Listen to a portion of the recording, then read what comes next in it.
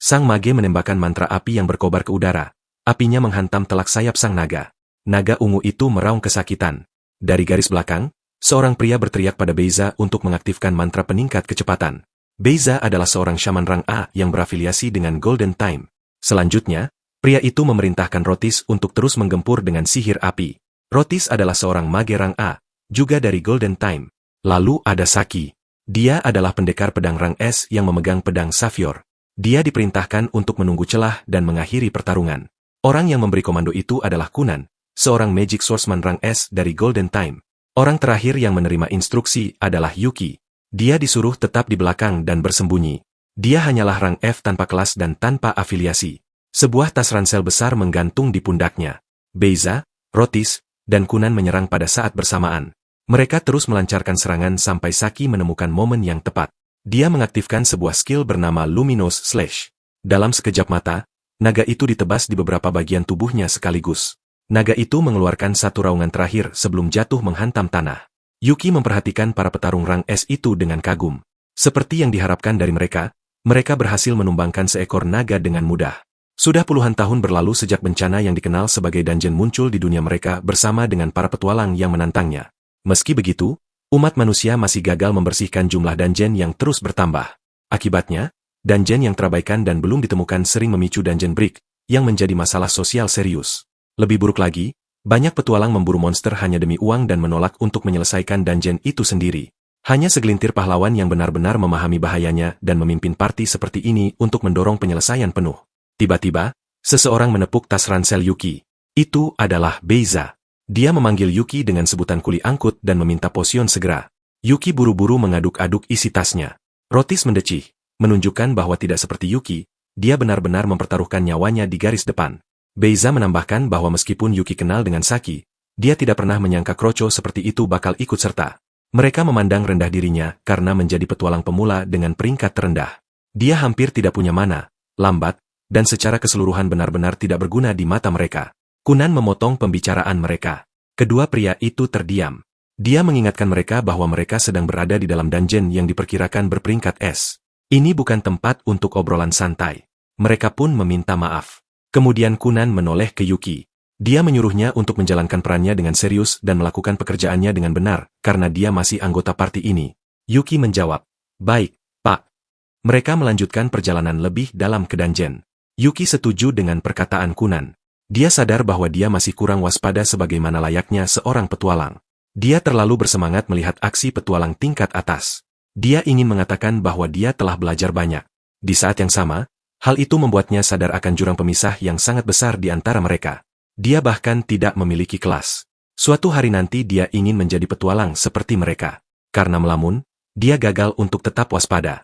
Saki menyadarinya dan memperingatkannya bahwa mengalihkan pandangan dari tujuan saat bertualang sangatlah dilarang. Dia bilang dia tidak ingin kehilangan keluarga lagi. Yuki merasakan hal yang sama. Dia tidak pernah ingin merasakan kehilangan itu lagi. 2 tahun lalu, dia menonton berita di TV saat distrik mereka hancur akibat dungeon break. Operasi penyelamatan sedang berlangsung, tapi harapan untuk selamat dianggap mustahil. Bencana dungeon telah menjadi masalah yang semakin serius dalam beberapa tahun terakhir. Dia dan Saki tumbuh bersama di panti asuhan. Mereka mengagumi petualang, jadi mereka meninggalkan panti asuhan untuk mengejar impian itu. Tapi rumah tempat mereka seharusnya pulang, dan semua orang yang masih tinggal di panti asuhan, semuanya tewas tersapu oleh dungeon break. Tragedi itu mengeraskan tekadnya untuk mencegah bencana semacam itu terjadi lagi. Apa yang tidak dia ketahui adalah bahwa seseorang telah mengawasinya selama ini. Dia adalah kepingan terakhir dalam rencana orang lain. Kehadiran yang aneh dan meresahkan menyentuh indranya. Tapi sebelum dia bisa memahaminya, sebuah lingkaran sihir muncul di bawah kaki mereka. Itu adalah perangkap teleportasi. Kunan berteriak agar semua orang bersiap. Mereka yang memasang perangkap itu sangat menantikan kedatangan Yuki. Mereka mendarat dengan selamat. Tapi situasinya langsung jelas. Mereka telah dipindahkan langsung ke ruang bos. Kunan bereaksi seketika, memerintahkan semua orang untuk membentuk lingkaran dan mengamankan perimeter. Dia juga menyuruh Yuki untuk menyiapkan return item. Saki merasakan ada yang tidak beres. Genangan darah di tanah mulai mendidih, dan sesosok tubuh perlahan muncul darinya. Itu adalah seorang pria yang mengenakan seragam, butler. Mereka secara naluriah berasumsi bahwa dia adalah Raja Iblis. Gelar Raja Iblis hanya diperuntukkan bagi bos dan jenrang S, makhluk paling keji dan berbahaya dari semuanya. Namun, Pria di hadapan mereka tampak hampir tersinggung dengan julukan itu. Saki menyerang. Kunan membentuk lembing es. Dia bersiap menghujani musuh dengan itu saat Saki menutup jarak. Pada jarak optimal, dia melepaskan Luminous Slash. Pria itu menangkis setiap serangan dengan mudah, berkata bahwa anak muda zaman sekarang tidak punya sopan santun. Dia menambahkan bahwa mereka juga bodoh. Sosok-sosok lain bermunculan. Pelayan wanita, elf, bistin, dan lainnya. Kunan terpental. Seorang wanita dengan telinga elf runcing menyerang dengan sihir, berkata bahwa ada beberapa tambahan yang tidak perlu ikut serta bersama target mereka. Tiba-tiba, monster muncul di depan Beiza. Bistin itu menendang Beiza ke samping. Rotis mematung karena syok. Sebelum dia bisa bereaksi, seorang pria bertopi pesulap muncul di belakangnya. Tiba-tiba, lingkaran sihir lain terbentuk di tanah, dan suara tenang berkata bahwa ini bukan waktunya bermain-main. Seseorang melangkah keluar. Semua orang melihat kedatangan Raja Iblis yang sebenarnya. Kehadirannya saja sudah memberikan tekanan yang luar biasa. Yuki terpaku melihat pemandangan di hadapannya. Raja Iblis melepaskan gelombang energi yang mengerikan dan menatap tajam ke arah Yuki. Bawahan-bawahannya segera berlutut. Mereka berbaris di hadapannya dalam ketundukan mutlak. Kunan tahu. Mereka hanya tinggal beberapa saat lagi sebelum dimusnahkan. Dia mencari celah dengan putus asa. Kesempatan apapun untuk bertahan hidup. Udaranya terasa mencekik karena ketegangan. Yuki menyadari hal yang sama, dan dia menolak untuk membiarkannya berakhir seperti ini. Dia dengan cepat mengaduk-aduk tas ranselnya. Dia tahu persis apa yang harus dilakukan. Dia mengeluarkan sebuah item dan menekan tombolnya. Lingkaran sihir muncul. Dia memulai urutan kepulangan. Saat hitungan mundur dimulai dari 5, dia melangkah maju.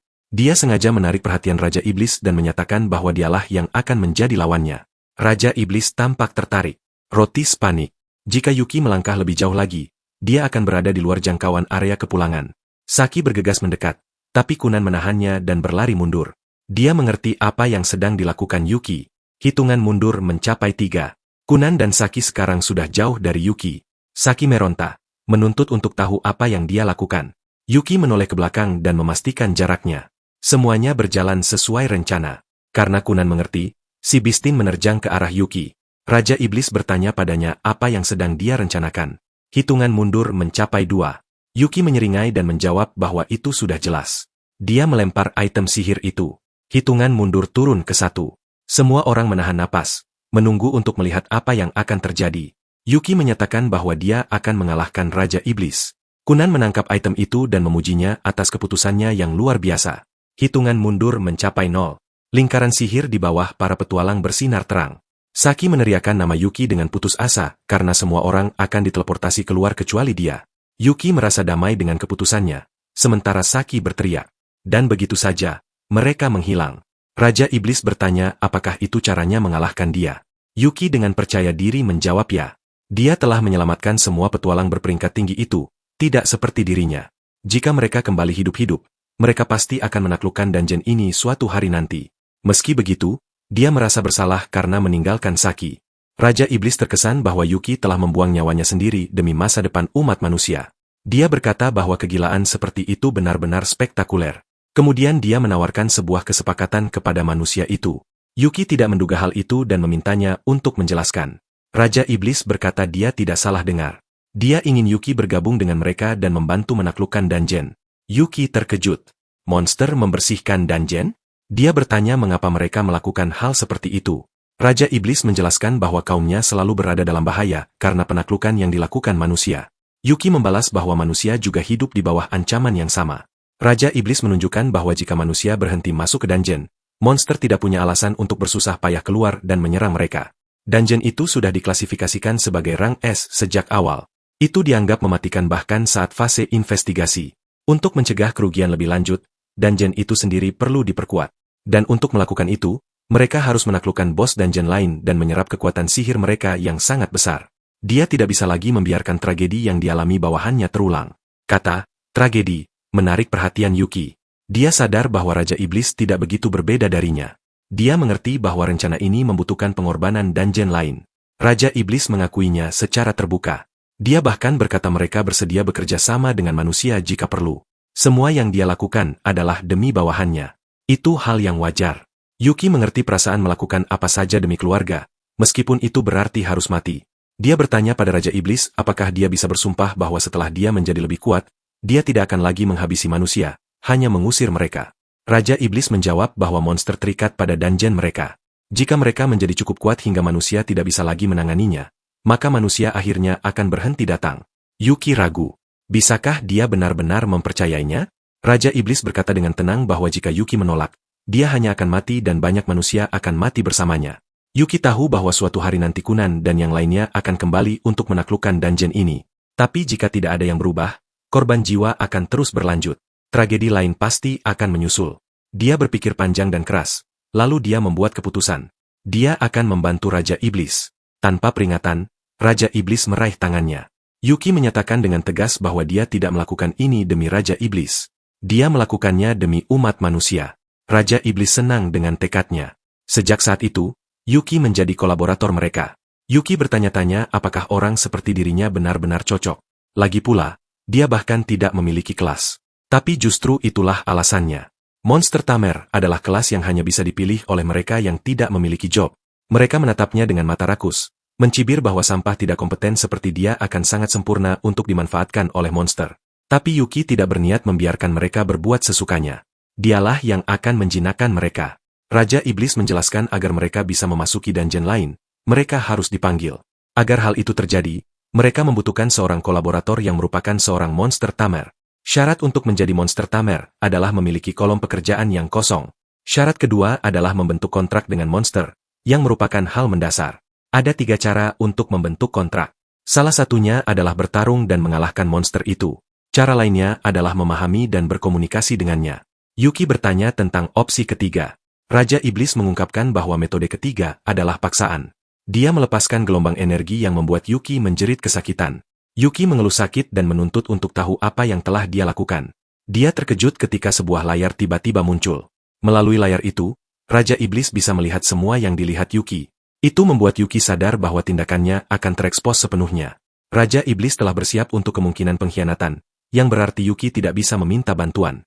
Dia harus melakukan ini sendirian. Raja Iblis menjentikan jarinya dan sebuah lingkaran sihir muncul di bawah mereka. Persiapan penaklukan sudah selesai.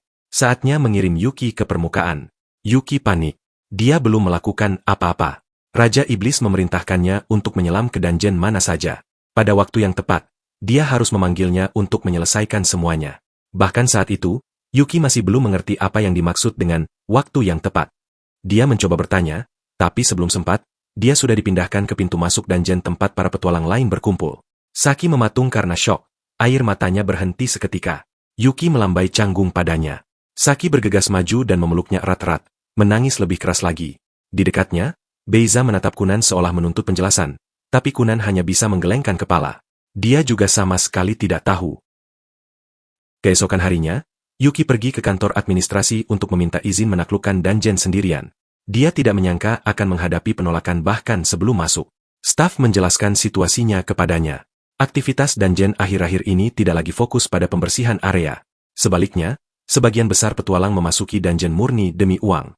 Yuki tahu itu berlaku untuk hampir semua orang kecuali rang S. Itulah sebabnya wabah dungeon meningkat. Tapi dia juga tahu, guild tidak akan pernah mengakuinya. Untuk mencegah stagnasi yang disebabkan oleh perilaku tersebut, langkah-langkah keamanan yang ketat dan pembatasan masuk telah diberlakukan di semua dungeon yang ditemukan. Wanita itu menunjukkan sebuah infografis padanya.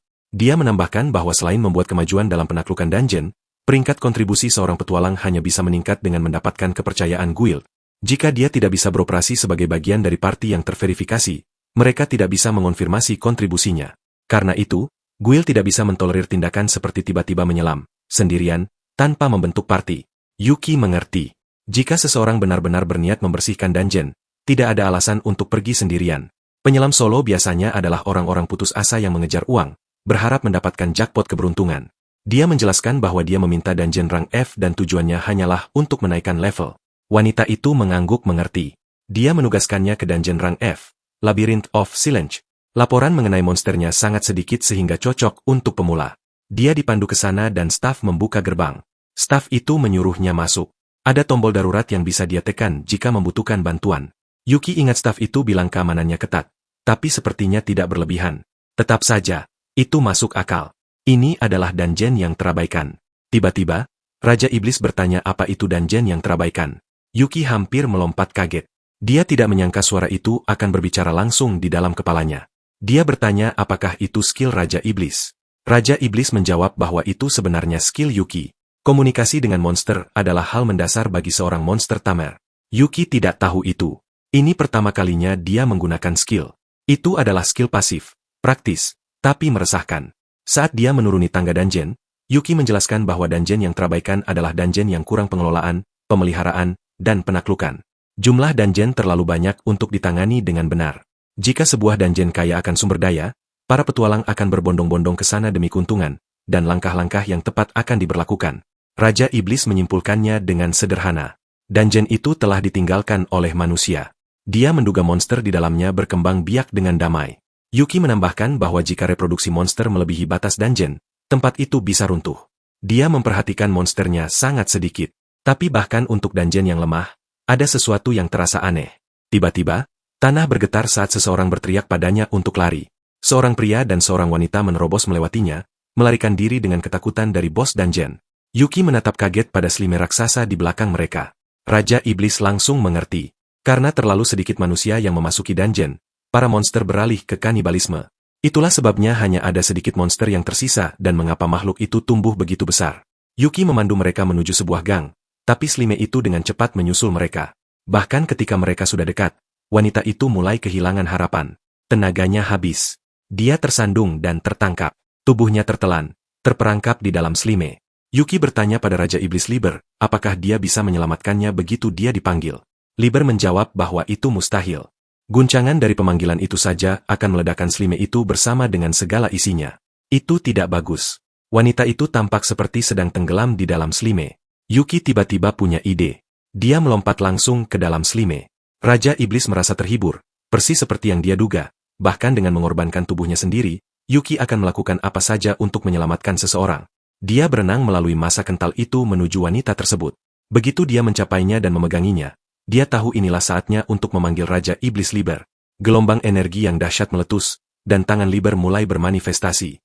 Liber mengizinkannya menggunakan kekuatannya. Di tengah proses pemanggilan tersebut, Yuki batuk darah. Rasanya seolah-olah tubuhnya sedang dibakar dari dalam keluar.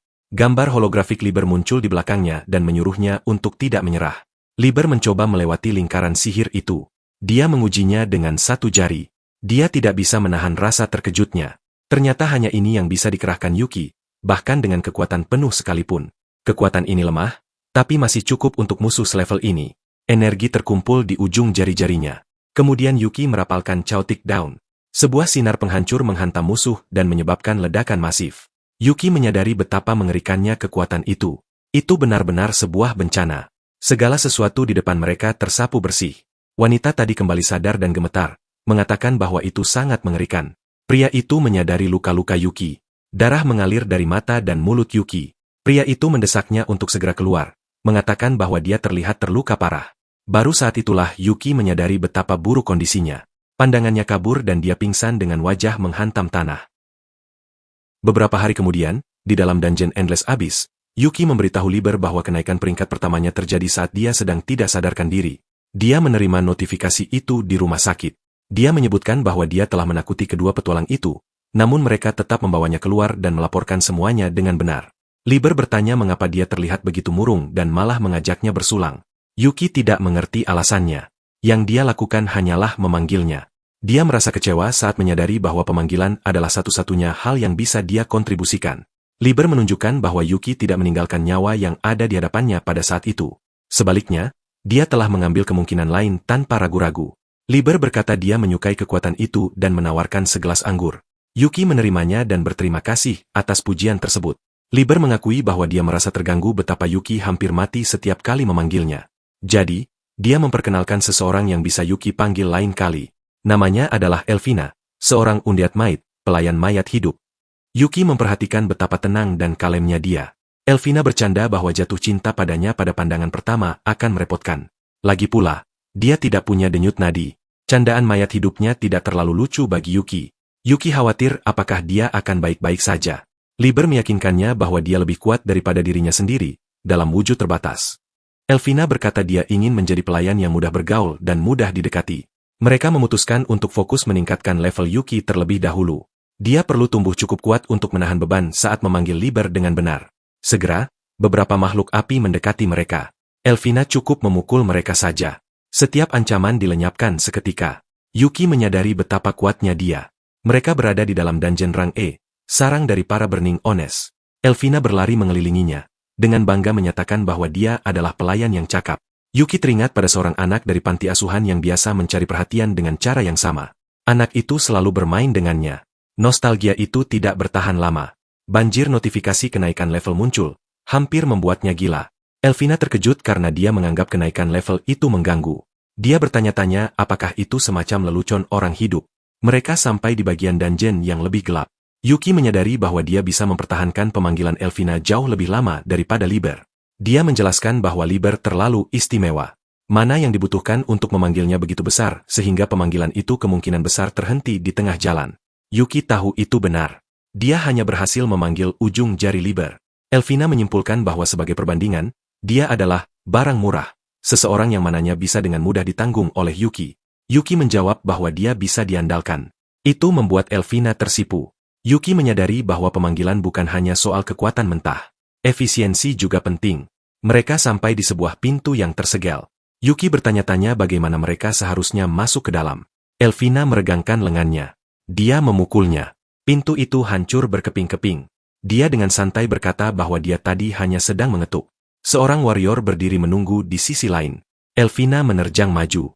Warrior itu memegang pedang api, tapi Yuki menyadari sesuatu yang aneh tentang api tersebut. Dia melempar belati. Belati itu menangkis bilah pedang tepat sebelum mengenai Elvina. Tetap saja, jejak api menyerempet pipinya, menyebabkan retakan menyebar di kulitnya. Yuki bertanya apakah dia baik-baik saja. Dia bertanya kapan Yuki menyadari api atribut suci itu. Dia menjawab bahwa api itu terlihat berbeda dari api di seluruh dungeon. Api itu menyerupai cahaya yang digunakan Saki. Elvina menjelaskan bahwa api suci adalah musuh alami bagi Undead. Dia bercanda bahwa itu membuat jantungnya berdebar kencang padahal jantungnya sudah berhenti. Yuki memberitahunya bahwa ini bukan waktunya untuk bercanda dan mendesaknya untuk mundur. Tapi sang warrior mengaktifkan Fire Circle Sanctuary. Elvina menyadari bahwa bos dungeon ini mirip dengan Liber. Ia tidak akan membiarkan mereka melarikan diri. Yuki mempertimbangkan untuk memanggil Liber, tapi Elvina menghentikannya. Dengan kekuatannya saat ini, dia hanya bisa memanggilnya. Mereka tidak punya pilihan selain menghadapinya bersama. Elvina berkata bahwa ini adalah lelucon yang kejam. Seorang monster tamer berdiri di garis depan bukannya monster-monsternya. Tapi itulah rencana Yuki. Mereka adalah rekan. Bibirnya melengkung membentuk senyuman. Sekarang dia berkomitmen penuh untuk bertarung di sampingnya. Yuki akan menunjukkan pada bos dungeon hasil pertumbuhan mereka. Dan jika harus terjadi, dia akan melindunginya. Elvina dan Yuki bersiap menghadapi bos dungeon. Yuki sudah menduga akan mendapatkan skill baru setelah naik level. Dia memperoleh Eye of Truth, mata kebenaran. Melalui itu, dia bisa membaca kemampuan musuh. Skill itu mendeskripsikan api suci sebagai api yang memiliki efektivitas absolut terhadap makhluk atribut kegelapan. Elvina bertanya apa yang salah. Ketika Yuki menatapnya, skillnya muncul, Made of All Wind. Skill itu meningkatkan semua parameter untuk durasi terbatas. Pada saat yang sama, sistem memperingatkannya akan serangan yang datang dari bos dungeon. Api berputar ke arah mereka. Yuki menyambar Elvina dan menariknya agar tidak terkena serangan. Dia memberitahu Elvina bahwa dia sekarang bisa melihat atribut dan skill monster beserta tingkat bahayanya. Dia menjawab bahwa ini adalah salah satu kemampuan dasar seorang monster tamer. Mata yang mengungkap kebenaran monster. Dia masih belum bisa melihat segalanya. Tapi itu awal yang baik. Mereka bersiap untuk serangan berikutnya. Elvina bergerak cepat, menghindari api. Dia menyerang lurus ke arah bos dungeon. Sekarang dia bisa menyerang dengan percaya diri. Dia menendangnya. Tidak ada reaksi. Yuki terpana. Elvina menyadari bahwa serangannya tidak memberikan damage apapun. Yuki menjelaskan bahwa dia baru saja menemukan bahwa bos dungeon itu sebenarnya adalah monster api. Elvina tercengang. Sekilas itu tampak jelas. Yuki mengklarifikasi bahwa monster api amorf kecil bergerak di dalam baju zirah itu, bergeser terus-menerus untuk menghindari serangan. Itulah sebabnya tendangannya tidak kena. Dia tidak memukul tubuh asli mereka. Yuki bisa melihat huruf-huruf dan indikator yang perlahan bergeser. Strategi mereka sudah diputuskan. Elvina menggodanya, menyuruhnya untuk tidak terpikat oleh penampilannya kali ini. Yuki memperingatkannya bahwa bos itu sedang menyiapkan serangan. Dia harus melompat sekarang. Yuki mulai memberikan perintah. Merunduk. Tarik ke kanan. Serangan berikutnya datang dari bawah. Lalu targetkan lengan kiri, bahu kanan, dan terakhir kepala. Bos dungeon itu terhuyung, terlihat bingung. Yuki menyuruhnya mundur sejenak. Itu adalah pertama kalinya bos itu menunjukkan reaksi yang jelas, tapi bahkan saat itu, ia nyaris berhasil menghindar. Dia menginstruksikannya untuk menghindar ke kanan. Tiba-tiba, Yuki lengah dan terpukul. Untungnya, Elvina bergegas masuk dan menyelamatkannya, mengingatkannya untuk memperhatikan keselamatannya sendiri juga. Begitu mereka mencapai jarak yang aman, Yuki minta maaf. Elvina kemudian menyarankan agar dia menggunakan skillnya. Dia memeriksa deskripsinya. Dia menjelaskan bahwa seorang monster tamer dapat mengaktifkan paksa skill monster yang dikontrak. Skill itu akan meningkatkan statistiknya hanya untuk sekejap saja. Yuki menyadari bahwa jika dia menggunakannya, mereka harus menyelesaikan pertarungan sebelum musuh bisa bereaksi. Skill itu hanya bisa diaktifkan sekali, artinya waktunya harus sempurna. Elvina bertingkah imut dan berkata dia mempercayainya untuk menggunakannya dengan benar. Yuki bertekad untuk mengakhiri pertempuran dengan serangan berikutnya. Serangkaian peringatan bahaya berkelebat di depan matanya. Dia memperingatkannya akan serangan combo yang datang dan menyuruhnya menghindar ke kanan. Setelah itu, dia harus tetap berada tepat di tempatnya, lalu meluncur ke kiri. Semburan api melonjak ke arah Yuki. Yuki terkena serangan dan terhempas ke tanah, tapi dia memaksa dirinya untuk bangkit kembali dan menyuruh Elvina untuk tidak mengkhawatirkannya. Dia memerintahkan Elvina untuk melompat ke kiri, lalu mengaktifkan Made of All Wind. Tendangan Elvina meledak dengan kekuatan yang luar biasa, menghantam bos dungeon ke tanah hingga menciptakan lekukan yang dalam. Pertempuran pun berakhir. Yuki akhirnya bisa bernapas lega, merasa tenang karena mereka telah menang. Elvina berkata dengan suara lembut bahwa skill tadi telah menguras seluruh energinya. Dengan kata-kata itu, dia mengucapkan selamat tinggal. Yuki tercengang. Elvina menghilang bahkan sebelum Yuki sempat berdiri. Dia mencoba memanggilnya lagi, tapi tidak ada jawaban. Akhirnya, dia kembali ke jantung dungeon milik Liber. Liber merasa lega melihatnya masih hidup. Yuki langsung bertanya di mana Elvina. Dia bilang dia perlu bicara dengannya agar tidak meninggalkannya sendirian di petualangan berikutnya. Liber pun menuntunnya masuk. Jika Yuki datang terlambat sedikit saja, dia tidak akan bisa lagi melihat wajahnya. Yuki membeku saat melihat Elvina terbaring di dalam sebuah peti mati. Dengan bingung, dia bertanya apa maksud semua ini. Liber menjelaskan bahwa begitulah cara mereka berduka atas kematian kaum mereka. Dia bertanya apakah itu berbeda dengan cara manusia. Yuki tidak bisa memahami apa yang dia dengar, jadi Liber menjelaskan lebih lanjut. Elvina adalah seorang undead might. Skill dari rasnya menghasilkan kekuatan besar dengan bayaran kehancuran tubuh mereka sendiri.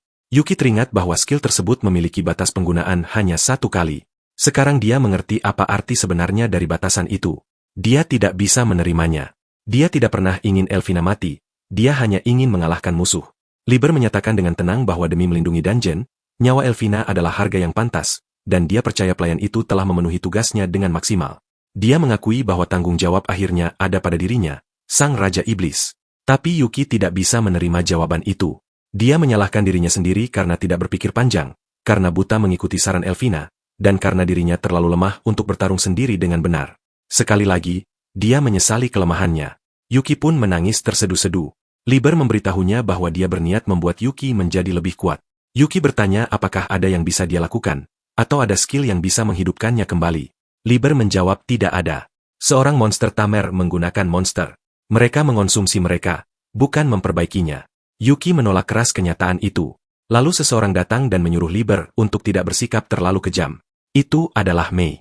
Dia mengatakan bahwa sebuah keputusan memang telah diambil mengenai masalah ini, tapi pemuda itu tidak dilibatkan dalam keputusan tersebut, jadi masalah ini belum benar-benar selesai. Yuki mengenalinya sebagai salah satu petinggi dan mengaktifkan Eye of Truth. Wanita itu memperkenalkan diri dengan sopan sementara Yuki membaca informasinya. Mei memiliki atribut suci sekaligus iblis, skill Made in Order, dan Resurrection from Corpse. Napas Yuki tertahan. Mei tersenyum dan bertanya apakah dia ingin tahu cara membawa Elvina kembali. Yuki merasakan secerca harapan saat mendengar bahwa Elvina bisa dihidupkan lagi. Dia tahu bahwa dengan skill Mei, hal itu mungkin saja terjadi. Mei terkejut karena Yuki bisa melihat skillnya. Karena itu, tidak butuh banyak penjelasan lagi. Yuki mengklarifikasi bahwa yang bisa dia lihat hanyalah efek skill dan fakta bahwa ada syarat-syarat yang menyertainya. Itu masuk akal bagi Mei. Yuki baru saja membangkitkan skill itu, jadi wajar jika pemahamannya masih terbatas. Dia meminta Mei untuk menjelaskannya dengan benar. Mei memperkenalkan dirinya secara formal. Dia bertanggung jawab mengawasi semua orang di dalam dungeon, mengelola urusan, merawat penghuninya, dan memberikan bantuan cadangan atau backup. Kata, backup, menarik perhatian Yuki, jadi Mei menjelaskan lebih detail. Karena manusia terus-menerus menginvasi dungeon untuk menghabisi mereka, dia ada sebagai jaminan. Bahkan jika seseorang mati, dia bisa membangkitkan mereka dan mencegah dungeon runtuh. Begitu mendengar hal itu, Yuki menuntut agar dia segera menghidupkan Elvina. Mei dengan tenang mengingatkannya bahwa ada syarat-syaratnya. Pertama, skill itu mengonsumsi jumlah sihir yang sangat besar. Itu sangat tidak efisien. Sebagai contoh, jika dia menghabisi Yuki lalu membangkitkannya, biayanya akan setara dengan sihir yang dibutuhkan untuk membangun satu lantai dungeon utuh. Bagi manusia, itu saja sudah berlebihan. Bagi Elvina, biayanya jauh lebih besar lagi. Dia menjelaskan bahwa menggunakan skill itu akan menyebabkan ukuran dungeon menyusut drastis. Yuki langsung paham. Dungeon yang lebih kecil akan jauh lebih mudah ditaklukkan oleh manusia. Mei membenarkannya dan menambahkan bahwa bahkan petinggi bernama Xian sangat menentang hal itu. Menyusutkan dungeon hanya akan menyebabkan lebih banyak kematian. Yuki menyarankan untuk mengumpulkan sisa sihir yang tidak terpakai secara perlahan dari waktu ke waktu. Dengan waktu yang cukup, mereka mungkin bisa mengumpulkan cukup sihir untuk satu kebangkitan, tapi itu pun tidak akan berhasil. Syarat kedua membutuhkan sisa sihir dari individu itu sendiri. Sihir Elvina masih ada, tapi akan benar-benar lenyap dalam waktu paling lama 10 hari. Itulah sebabnya mereka harus segera mendapatkan sihir dari sumber lain. Mei membenarkan kesimpulan itu. Itulah alasan mengapa mereka mengirimnya untuk menaklukkan dungeon yang sedikit lebih besar. Sekarang Yuki akhirnya mengerti tujuan sebenarnya dari menaklukkan dungeon. Dengan mencuri sihir dari dungeon lain, skill kebangkitan Mei bisa digunakan tanpa batasan. Itu memang salah satu tujuan mereka. Namun, dungeon yang ditemui Yuki sejauh ini masih jauh dari kata cukup. Yuki bertanya seberapa banyak sihir yang sebenarnya dibutuhkan, jika bahkan dungeon rang F atau rang E saja tidak cukup. Mei mengaku dia tidak paham sistem peringkat manusia, tapi dia berbagi cerita bahwa ketika dia mengusulkan untuk menargetkan dungeon yang benar-benar besar, semua orang menganggapnya sebagai tindakan tak masuk akal. Mereka tidak bisa mengambil risiko mengekspos inti dari rencana krusial mereka, hal yang telah dijaga Elvina dengan nyawanya, ke dalam bahaya maut lagi. Yuki pun mengajukan diri secara sukarela. Liber langsung menyebutnya nekat. Dia bertanya apakah Yuki punya rencana, karena kemungkinan besar Yuki dan monster baru manapun akan berakhir sama seperti Elvina. Yuki mengakui bahwa dia belum tahu cara menaklukkannya atau cara menjadi lebih kuat. Tapi jika ini satu-satunya jalan yang ada, dia tidak punya pilihan lain apapun yang terjadi. Dia tahu itulah alasan Liber membuat kontrak dengannya sejak awal. Liber menerima jawaban itu. Tadinya dia hampir menolak. Saat seseorang berdeham, sang pelayan melangkah maju dan menawarkan diri untuk melatih Yuki. Yuki langsung mengenalinya. Dia adalah pria yang pernah dilawan oleh Saki. Mei senang melihat Vento mendukung rencana tersebut. Vento beralasan bahwa dengan kekuatan Yuki saat ini, bahaya dan pengorbanan tidak bisa dihindari kemanapun dia pergi. Liber mengerti. Dia mempercayakan Yuki kepada Vento untuk 7 hari ke depan. Dia memerintahkan Yuki untuk mengikutinya. Yuki menaruh kepercayaannya pada pria itu juga. Mei berkata bahwa dia akhirnya bisa santai karena Vento sangat kuat, tapi Liber bersikeras agar Mei segera menemani mereka. Mengingat Vento menentang penggunaan manusia hingga saat-saat terakhir, ada kemungkinan nyata dia akan menghabisi Yuki. Mei mengakui bahwa itu adalah kekhawatiran yang masuk akal. Vento dan Yuki melangkah ke dalam lingkaran sihir.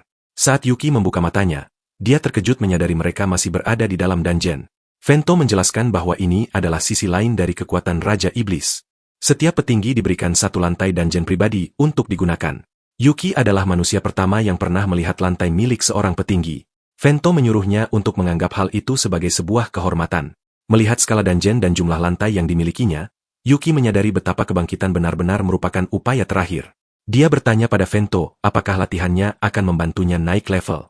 Vento menjelaskan bahwa bagi manusia, naik level berarti mengikis sihir orang lain, monster, atau seluruh dungeon dan mengasimilasinya ke dalam diri mereka sendiri.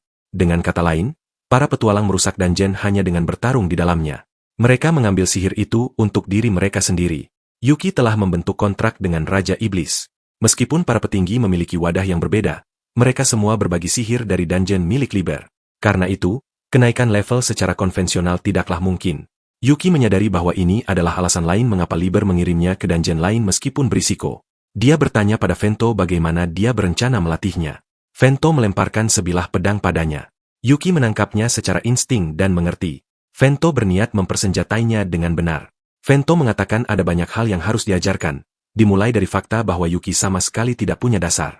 Dia ingin Yuki mengubah teknik yang dipelajarinya menjadi kekuatan nyata karena Yuki tidak memiliki kekuatan, pengetahuan, maupun bakat. Yuki nyaris tidak punya waktu untuk memproses kata-kata itu sebelum Vento menyerangnya. Vento memberitahunya bahwa jika dia ingin mendapatkan Elvina kembali, dia harus membangun fondasi terlebih dahulu. Kekuatan, teknik, pengetahuan, bakat, semuanya. Vento bergerak begitu cepat hingga Yuki ragu apakah dia bisa mengimbanginya. Vento menegaskan bahwa jika Yuki gagal, maka nasib segalanya harus dipercayakan kepada orang lain dengan kaliber setinggi itu. Yuki merasakan hawa menghabisi, namun kemudian menyadari bahwa itu bukan sekadar ancaman kosong. Vento mengklarifikasi bahwa dia tidak akan membuat penilaian semudah itu demi keselamatan Dungeon dan Tuan Liber. Yuki paham, bagi Vento, kematian orang seperti dirinya bukanlah masalah besar. Vento memberinya satu syarat, bertahan hidup selama 3 jam. Untuk benar-benar menjadikan pedang sebagai bagian dari diri sendiri, tidak ada yang mengalahkan pengalaman berdiri di ambang kematian. Bilah pedang mereka beradu, Yuki bersumpah akan menanggung neraka sekalipun demi menghidupkan Elvina kembali. Yuki mengaktifkan Demon Eye of Truth, mengungkap skill milik Vento, yaitu Blood Pedal Blade. Setiap serangan tunggalnya mematikan. Jurang pemisah di antara mereka begitu luas hingga Yuki tidak bisa melihat jalan keluar. Jika dia tidak bisa menahan serangan itu, dia tidak punya pilihan selain bergerak ke suatu tempat, kemanapun asal dia bisa menghindari bahaya yang bahkan tidak terlihat arah datangnya. Vento bertanya apakah itu benar-benar satu-satunya skill yang bisa Yuki gunakan, lalu dia menyerang lagi. Pedang itu menyerempet wajah Yuki, meninggalkan luka sayatan dangkal. Vento melanjutkan serangannya, tetapi Yuki berhasil menghindar setiap kali. Vento segera menyadarinya dan mengakui bahwa Yuki setidaknya mampu menghindar. Namun, gerakan Yuki penuh dengan gerakan yang tidak perlu. Itulah tepatnya yang ditunjukkan oleh Vento. Serangan balik Yuki dipatahkan dengan sangat mudah. Yuki benar-benar terdesak. Vento bisa melihat bahwa pemuda itu bahkan tidak punya waktu sedetik pun untuk bernapas. Lebih buruk lagi, penilaiannya lambat. Jika dia baru memikirkan langkah selanjutnya setelah serangannya ditangkis, itu sama saja dengan meminta untuk dihabisi. Vento melompat turun dengan pedangnya dan menghantam keras. Yuki nyaris berhasil menangkis tepat waktu. Percikan api meledak saat benturan terjadi, dan dia menyadari betapa berbahayanya serangan itu. Yuki mencoba memikirkan langkah selanjutnya. Dia mengayunkan senjatanya dan terus menekan. Vento dengan tenang menangkisnya, menghentikan serangan itu dengan upaya minimal. Dia memberitahu Yuki bahwa memaksakan serangan tidak akan mengubah apapun. Kemudian Vento menghempaskannya hanya dengan satu serangan. Tetesan darah terciprat ke lantai. Meski begitu, Yuki berhasil memotong sedikit bagian ikat rambut Vento. Vento menyadarinya. Gerakan Yuki telah meningkat. Yuki berkata bahwa dia bisa melihat pergerakan Vento, cara dia mengayunkan pedang, dan cara paling efisien untuk menangkisnya. Jadi, ini bukan sekadar soal statistik. Dengan matanya, Yuki bisa memahami bagaimana monster menggerakkan tubuhnya. Vento terkesan karena Yuki tidak hanya menatap dengan buta, tetapi itu tetap saja belum cukup. Pertama-tama, fisik mereka berbeda. Teknik pedang mereka berbeda. Dan yang terpenting, pengalaman mereka berbeda jauh. Yuki tahu dia berada dalam situasi yang mengerikan. Lengan dan kakinya babak belur. Penanda bahaya memenuhi pandangannya. Dan Vento masih belum menggunakan mana sedikit pun. Ini murni teknik pedang. Yuki masih berharap bisa mengejar ketertinggalannya. Vento merasa kagum karena Yuki masih mempertahankan semangat pantang menyerah setelah semua itu. Dia bertanya-tanya apakah itu hanya kenekatan belaka atau sesuatu yang lebih. Maka, dia memutuskan untuk mengujinya. Dia melepaskan kekuatan yang mengerikan. Penanda bahaya membanjiri pandangan Yuki sekaligus. Dia tidak bisa melihat apa-apa. Jika ini terus berlanjut, dia akan mati. Jika dia tidak bisa melihat menembus kekuatan itu, tidak akan ada masa depan baginya. Yuki memutuskan bahwa dia tidak lagi membutuhkan informasi bahaya. Yang paling dia butuhkan adalah informasi tentang skill Vento. Dia harus mengubah perspektifnya.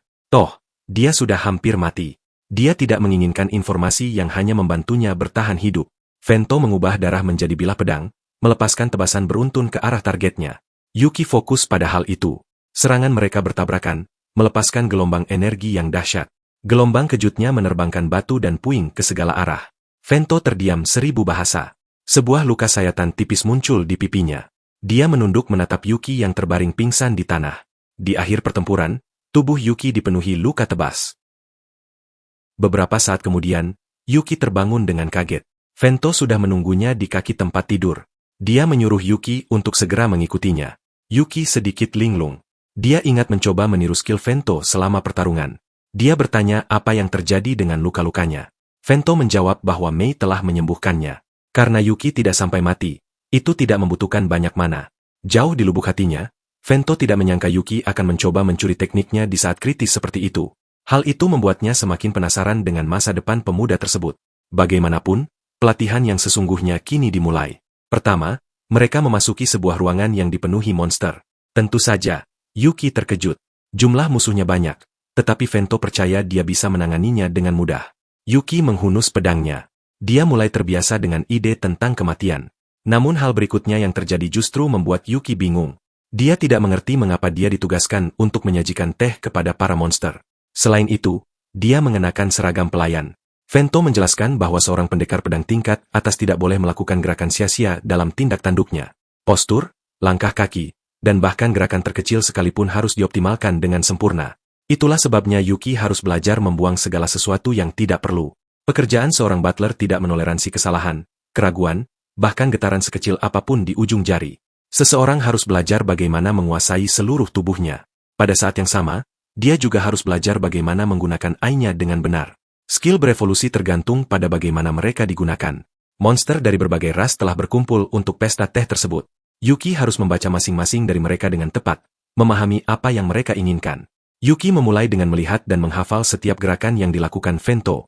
Dia memperhatikan bagaimana Vento menuangkan teh dan menjalankan tugas-tugasnya. Apapun yang dia lakukan, Vento tetap tenang dan anggun, bahkan saat membawa tumpukan piring. Ketika Yuki mencoba hal yang sama, tangannya gemetar. Dia bahkan menjatuhkan piring hingga pecah di lantai. Saat itulah dia menyadari sesuatu yang penting, melihat dan belajar saja tidak cukup. Benar-benar melakukan tindakan tersebut dengan tubuhnya sendiri jauh lebih sulit. Dia tidak percaya betapa buruknya dia meniru Vento. Itu adalah sesuatu yang tidak pernah dia sadari selama pertempuran. Realisasi itu membawanya pada pemahaman bahwa sekadar imitasi tidak akan berhasil. Dia perlu menambahkan interpretasinya sendiri. Dia mulai berpikirkan bagaimana cara benar-benar menguasai seluruh tubuhnya. Keesokan harinya, dia melayani monster yang tampak mengintimidasi. Makhluk itu menunjukkan ketertarikan pada Yuki karena dia adalah manusia yang sering dibicarakan oleh Vento, yang berarti dia pastilah kuat. Yuki mengklarifikasi bahwa dia masih dalam proses menjadi lebih kuat. Monster itu menawarkan diri untuk melatihnya dan menyerangnya. Karena stamina Yuki sudah tipis, dia mengaktifkan matanya. Dengan menggunakan AI-nya, dia melacak gerakan Vento dan monster-monster di sekitarnya. Dia menguji ketepatan waktunya, dan sebuah pukulan mendarat telak di rahang monster itu. Pada hari keempat, dia melayani monster seperti kadal. Dengan menggunakan AI-nya, dia menyadari bahwa monster itu kedinginan. Dia mengamati, memprediksi, dan bergerak sesuai kebutuhan. Dia menyelimuti monster kadal tersebut dengan selimut. Makhluk itu langsung menyukainya. Monster-monster di sana sangat beragam, sama sekali tidak seperti manusia. Perlahan, Yuki mulai mengerti mengapa Vento memilih jenis pelatihan ini. Pada hari ke-6, tamunya adalah seekor kelelawar kecil yang lucu. Makhluk itu lapar. Yuki menyajikannya dengan percaya diri, hanya untuk menyadari bahwa makhluk itu menginginkan darahnya. Skill kelelawar itu adalah Blood Suck, yang memungkinkannya mengonsumsi darah sebagai pengganti makanan. Pada hari ke-7, Yuki menunjukkan kemampuan menyajikan teh kepada Vento sendiri. Dia bertanya bagaimana penilaiannya. Vento mengurangi poin untuk rasa dan bahasa, tetapi tindak tanduknya lulus. Selama berhari-hari, Yuki tidak melakukan apapun selain bertarung dan menghadiri pesta teh, dan entah bagaimana dia berhasil menanggung semuanya. Pada akhirnya, ada sesuatu yang terasa pas. Namun Vento mengoreksinya. Dia mengatakan Yuki baru saja mencapai tahap akhir. Tahap itu adalah pertempuran dengannya. Vento mengaktifkan Blood Pedal Blade. Yuki segera menghunus pedangnya. Vento terkesan. Yuki sekarang bisa mengaktifkan matanya secara instan. Dia pernah meniru skill itu secara tidak sadar, tetapi sekarang imitasi saja tidak lagi cukup. Jika Yuki tidak menjadikannya milik sendiri, dia akan mati. Yuki tidak perlu diberitahu hal itu. Kematian adalah hasil yang wajar. Dia mengaktifkan AI miliknya dan deskripsi Blood Pedal Blade pun muncul. Skill itu mengubah darah yang tersimpan menjadi bilah-bilah pedang, melepaskan tebasan beruntun ke arah target. Pertahanan biasa tidak akan berguna. Skill ini hanya bisa dinetralkan dengan serangan tipe yang sama. Kali ini, Yuki bisa melihatnya dengan jauh lebih detail. Sekarang dia juga sudah tahu cara menggunakan tubuhnya. Dia mengaktifkan skill yang sama, Blood Pedal Blade, dan pedang mereka beradu. Namun, betapa terkejutnya dia saat pedang Yuki hancur berkeping-keping. Sebuah tebasan merobek perutnya dan darah pun mengucur deras. Vento merasa kecewa. Dia bertanya-tanya apakah Yuki telah gagal hanya selangkah sebelum tujuan. Darah menggenang di lantai. Yuki merasa menyesal. Dia masih belum menyelamatkan Elvina. Dia memperingatkan Vento untuk tidak membatasinya, atau mereka akan menghadapi masalah besar. Dia menggunakan darah di lantai dan mengaktifkan versi Blood Pedal Blade miliknya sendiri. Skill itu mengubah darah yang tersimpan menjadi bilah-bilah halus yang tak terhitung jumlahnya, melepaskan badai tebasan. Pertahanan normal mustahil dilakukan, hanya bisa dinetralkan dengan serangan tipe yang sama. Vento terpana. Yuki telah menciptakan kembali skill tersebut. Yuki menolak menyerah setelah gagal sekali. Sebaliknya, dia memilih untuk menang melalui jumlah serangan yang luar biasa, menghujani Vento dengan pedang yang ditempa dari darah. Kemudian dia menyerang dengan sisa bilahnya. Vento menangkisnya. Dia benar-benar terkesan. Yuki meminta pendapatnya. Vento menjawab bahwa Yuki tidak akan bisa menggunakan skill itu secara berturut-turut. Yuki terhuyung. Dia telah mencapai batasnya. Vento menangkapnya sebelum dia jatuh. Tak satu pun dari mereka menyadari bahwa ponsel Yuki tergelincir dari sakunya. Sambil memapah Yuki berjalan, Vento memberitahunya bahwa masih banyak yang harus dia ajarkan. Sebuah pesan masuk. Saki mengabarkan bahwa dia telah menemukan permintaan eksplorasi dungeon yang ditanyakan Yuki. Dia mengkhawatirkan Yuki. Meskipun itu adalah misi gabungan, tempat itu tetaplah dungeon rang B dan bos di dalamnya masih belum diketahui. Yuki memberitahu Liber bahwa dia akan memasuki dungeon rang B. Liber bisa melihat bahwa Yuki telah memperoleh kekuatan yang cukup besar. Vento berkata bahwa meski sopan santun Yuki masih agak kasar, teknik pedangnya sudah jauh lebih halus.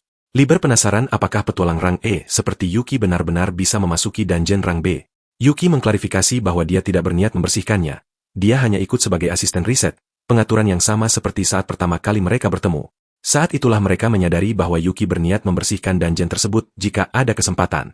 Mereka bertanya dengan siapa dia berencana membuat kontrak. Mereka semua terkejut dengan pilihannya. Setelah itu, Yuki menuju ke guild petualang. Saki menyapanya dengan ceria. Menyadari pedang di pinggangnya, dia penasaran dan bertanya apakah Yuki baru saja belajar cara menggunakannya. Yuki meminta maaf karena telah mengajukan permintaan yang tidak masuk akal kali ini. Namun, Saki sama sekali tidak keberatan. Dia sering menerima permintaan spesifik seperti ini. Lagi pula, memiliki seseorang yang dia kenal di sisinya membuat segalanya lebih mudah. Tiba-tiba, seorang pria memanggil Saki. Dia ditemani dua orang lainnya. Mereka mendesak Saki untuk bergegas agar mereka bisa segera berangkat ke dungeon. Saat mereka menyadari keberadaan Yuki, mereka bertanya siapa dia. Yuki berbisik pada Saki apakah mereka anggota partinya. Saki menggeleng. Dia menjelaskan bahwa mereka bukan rekan yang dia undang, melainkan relawan yang mengambil permintaan tersebut dari guild. Tujuan mereka sederhana, menaikkan peringkat secara efisien dengan mengambil permintaan berisiko rendah sambil mendompleng petualang rang S seperti dirinya.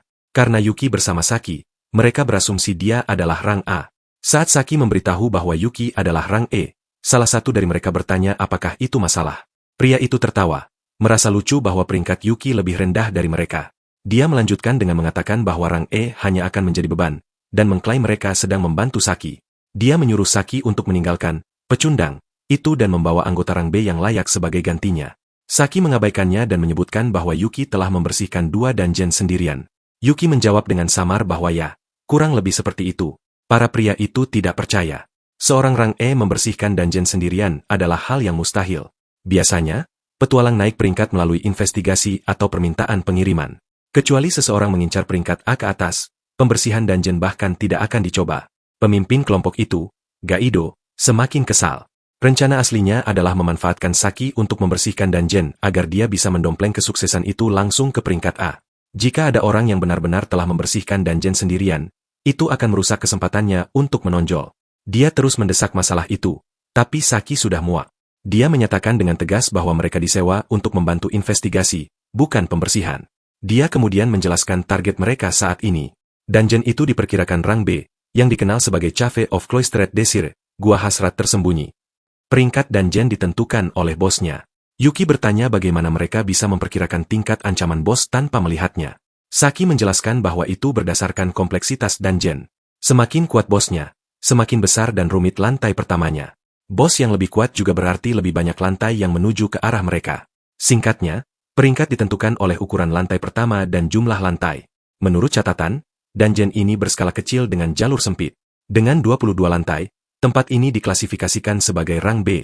Namun, tidak peduli ruangan manapun yang mereka cari, mereka tidak bisa menemukan bosnya. Akhirnya, permintaan investigasi diberikan kepada Saki, meskipun dia mengakui tidak terlalu ahli dalam jenis pekerjaan ini. Tiba-tiba, monster raksasa seperti cacing muncul. Pria berambut pirang menunjukkannya kepada pemimpin mereka. Pemimpin yang menyebalkan itu, Gaido, langsung berteriak agar mereka tidak ikut campur. Itu adalah mangsanya. Dia membelah makhluk itu menjadi 2 dengan kapaknya. Sambil memegang separuh mayat monster itu, dia membual kepada Saki bahwa dia telah menumbangkannya tanpa celah. Saki merasa bimbang. Menaklukkan monster bukanlah bagian dari permintaan investigasi. Yuki bisa melihat bahwa menjadi seorang rang S datang dengan kesulitannya sendiri. Pria yang sama, Gaido, menoleh ke arah Yuki dan mengejeknya, menuntut agar si rang E melakukan sesuatu sesekali. Saat dia terus mengoceh, dinding di belakangnya tiba-tiba runtuh. Sebuah monster besar seperti batu muncul. Itu adalah golem. Saki dan Yuki bergerak pada saat yang sama. Saki mengaktifkan Luminous Slash. Gaido terpaku. Dia bahkan tidak melihat Saki bergerak. Saki memberitahu mereka bahwa dia tidak butuh bantuan tempur. Dia hanya ingin mereka fokus pada investigasi dan tetap hidup. Kemudian Yuki meminta maaf.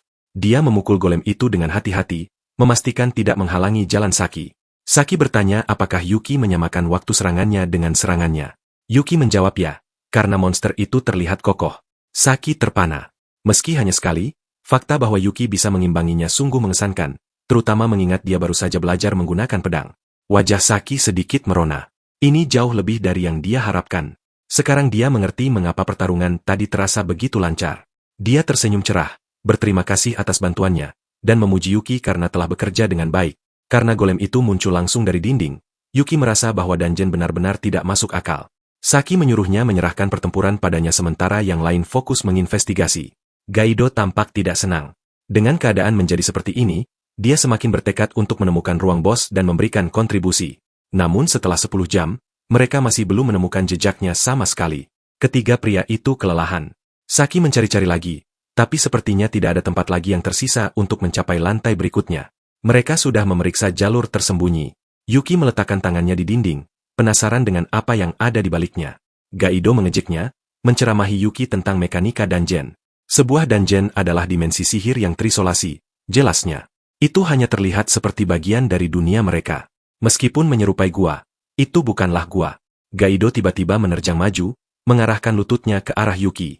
Yuki berdiri mematung, nyaris tidak bereaksi saat serangan itu mendekat. Gaido memperingatkannya bahwa mencoba menggali dinding dungeon hanya akan membuat dia menghantam lapisan mana dan melukai dirinya sendiri. Yuki dengan tenang menjawab bahwa baginya tidak terlihat seperti itu. Gaido bingung. Dengan menggunakan matanya yang spesial, Yuki mengungkapkan bahwa seluruh gua itu terbuat dari material yang sama dengan golem yang mereka lawan tadi. Kesadaran muncul di wajah Saki. Dia menyuruh semua orang mundur dan melepaskan Luminous Slash. Sebuah lubang terbuka di dinding dan dia memerintahkan mereka untuk masuk ke dalam. Begitu mereka melangkah masuk, mereka disambut oleh golem masif. Ketegangan sangat terasa, terutama bagi Gaido. Saki akhirnya menyadari kebenarannya. Mereka tidak sedang berada di dalam dungeon, melainkan di dalam tubuh seorang golem yang menyamar menjadi satu wilayah. Gaido bertanya apa tujuannya, dan jawabannya sudah jelas, untuk memalsukan peringkatnya. Yuki bertanya apakah ini berarti mereka baru saja mencapai lantai pertama yang sebenarnya. Skala ruangan yang luar biasa luas memberinya petunjuk, rasanya seperti melangkah ke dunia luar. Saki awalnya mengira ini adalah rang A, namun dia segera meralatnya. Tempat ini berada di ambang bertransformasi menjadi rang S. Setelah meninjau data intelijen, mereka mengonfirmasi kebenaran yang mengejutkan. Ini bukan dungeon rang B, melainkan dungeon super besar berperingkat rang A. Lantai gurun itu sendiri terbuat dari golem yang berkamuflase sebagai bagian dari dungeon. Perhatian Yuki dan Saki tertuju pada sesuatu di kejauhan, sebuah kastel melayang. Gaido menyadari bahwa golem raksasa di bawah mereka telah berhenti bergerak. Saki menjelaskan bahwa makhluk itu kemungkinan mematikan sistemnya untuk menghemat mana setelah gagal mencapai tujuannya. Karena Gaido tidak paham, Saki merinci lebih lanjut. Dungeon ini kemungkinan dirancang untuk mencegah penaklukan oleh petualang rang S seperti dirinya. Kesadaran itu membuatnya waspada. Gaido tercengang. Dia selalu percaya monster hanyalah hewan liar yang lebih kuat. Saki mengoreksinya bahwa dungeon bukan sekadar penghasil sumber daya, melainkan garis depan yang dibangun untuk menghalau musuh yang mengancam masyarakat manusia. Yuki sudah tahu hal ini. Dia sadar monster memiliki kecerdasan, strategi, dan dalam beberapa kasus, bahkan emosi. Saki menganggap situasi ini sebagai berkah tersembunyi. Mereka menemukannya sebelum tempat ini berevolusi penuh menjadi ancaman rang S. Dia memutuskan untuk menyerang sebelum tempat itu bersembunyi. Dengan itu, dia menyatakan, investigasi selesai. Penaklukan dimulai. Dia menyuruh yang lain untuk kembali selagi sempat dan melapor ke guild. Untungnya, karena ini masih lantai 1, gerbang keluar ada tepat di sana. Namun, Yuki tidak bisa pergi. Dia bilang dia ingin tetap tinggal. Saki bertanya apakah dia yakin, dan melihat ekspresi tenangnya, Yuki balik bertanya apakah Saki benar-benar ingin dia ikut. Saki menjawab bahwa dia butuh seseorang yang bisa membawa informasi tentang bos kembali jika terjadi kesalahan. Dan di antara semua yang ada, Yuki adalah pilihan terbaik. Dia mencengkeram kerah baju Yuki, menatap matanya, dan berkata bahwa mereka berdua akan pulang bersama. Yuki setuju. Lebih dari apapun, dia tidak ingin ada orang lain yang mati. Dengan itu, Saki mengangkat Yuki dengan gaya Princess Kari dan melesat. Dia mengaktifkan Luminous Formula dan berlari kencang. Dalam sekejap, Gaido tidak lagi bisa melihat mereka. Tetap saja, pria itu menolak untuk sekadar pulang. Sebuah pecahan kristal kuning jatuh ke tanah. Saat Saki melesat menuju kastel melayang, mereka mengambil rute terpendek dengan menjebol lantai-lantai. Mana di sana tumbuh begitu padat hingga rasanya mereka telah mencapai lapisan terdalam dungeon. Tiba-tiba, sebuah suara bergema, mengekspresikan keterkejutan bahwa manusia berhasil mencapai tempat ini sendirian. Sosok kristal merah berputar di udara, bersinar terang. Tubuhnya yang tajam seperti permata berputar saat turun. Mereka telah bertemu dengan bos dungeon, seorang jewel golem bernama Karot. Dia bercita-cita menjadi Demon Lord yang paling cantik dan anggun. Saki menyadari bahwa Karot telah mengumpulkan mana secara diam-diam untuk tujuan itu. Karot membenarkan kecurigaan tersebut. Sedikit demi sedikit, dia telah mengasah kecantikannya. Tanpa peringatan, Karot mengaktifkan Karot Critical Cutter dan menargetkan Yuki. Di saat yang sama, Yuki mengaktifkan Demon Eye of Truth. Dia menghindari serangan beruntun yang sangat cepat itu. Hal itu saja sudah membuat Karot terkesan. Biasanya, pertarungan akan berakhir di sana. Gerakannya secepat kilat dan satu pukulan saja bisa fatal. Tapi dibandingkan dengan Vento, gerakan Karot terasa hampir tidak bergerak bagi Yuki. Yuki tidak takut. Dia menangkis serangan-serangan itu dengan pedangnya. Karot mengejeknya. Mengatakan itu sia-sia karena tubuhnya jauh lebih keras daripada golem yang mereka lawan sebelumnya. Yuki sudah tahu bahwa tujuannya bukan untuk melukainya, melainkan untuk menciptakan celah. Dan pada momen itu, Saki melepaskan Luminous Slash. Karot tersentak kaget. Mereka berhasil menggoresnya. Saki mengakui bahwa Karot itu awet, tapi bukan berarti tidak bisa hancur. Dia menghempaskan Karot ke dinding. Yuki tidak bisa tidak berpikir betapa absurdnya skill rang S yang sebenarnya. Karot mengeluh sakit, tapi Saki menyadari sesuatu yang meresahkan. Monster itu tidak kehilangan ketenangannya. Itu berarti masih ada sesuatu yang disembunyikan. Dia memperingatkan Yuki untuk tidak lengah. Yuki mengangguk. Saki terus menekan dengan serangan berantai untuk melemahkan Karot. Kemudian Karot berbicara. Dia berkata telah melihat kelemahan mereka. Dia mengaktifkan Karot Creation, kolosal. Jumlah mana yang sangat besar dikonsumsi, namun sepertinya tidak ada yang terjadi. Tiba-tiba, wajah Saki menjadi pucat. Golem di luar, tempat Gaido dan yang lainnya berada, telah beregenerasi. Jalan menuju gerbang tersegel. Karot memberitahu mereka dengan tenang bahwa jika mereka tidak menyelamatkan orang-orang itu, mereka akan mati. Saki menyadari kebenarannya. Karot mengumpulkan material dari para golem itu sendiri. Situasi menjadi genting. Jika mereka membuang waktu mengalahkan Karot, yang lain akan mati. Tapi dia juga tidak bisa membiarkan bos ini lepas dari pengawasan. Yuki menyuruhnya pergi.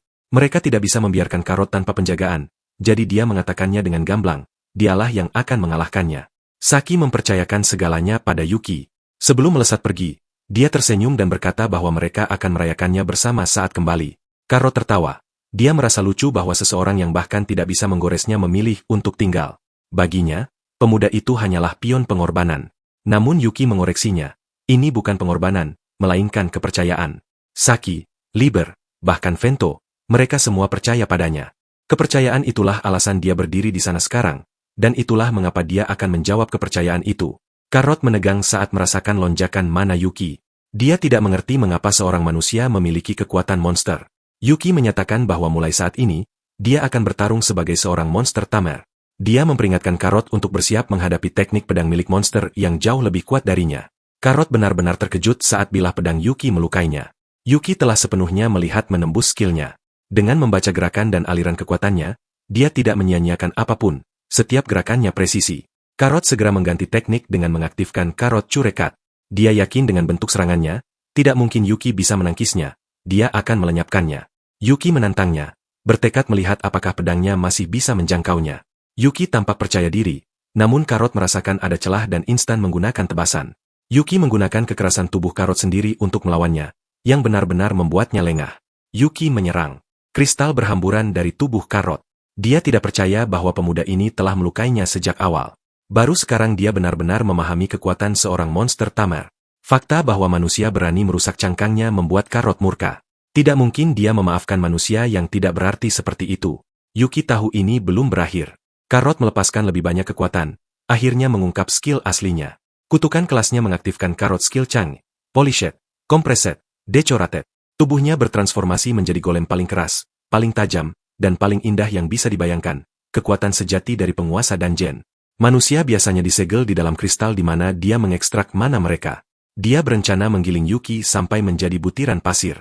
Lengan Karot yang masif seperti palu menghantam ke arah Yuki. Kepercayaannya dirinya meningkat. Tidak mungkin Yuki bisa menghabisinya sekarang.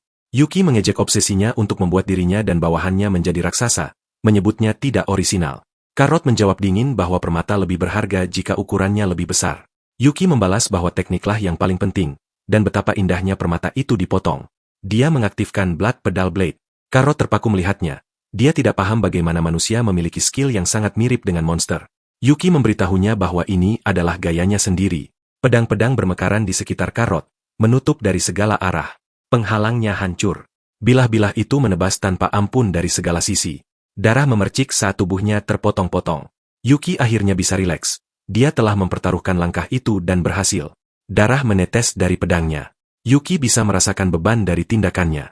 Dengan punggung yang masih membelakangi musuh, dia tidak menyadari bahwa Karot ternyata masih sadar. Karot tidak percaya bahwa dia telah terpojok. Dia mengorbankan sebagian besar tubuhnya sebagai material sekali pakai.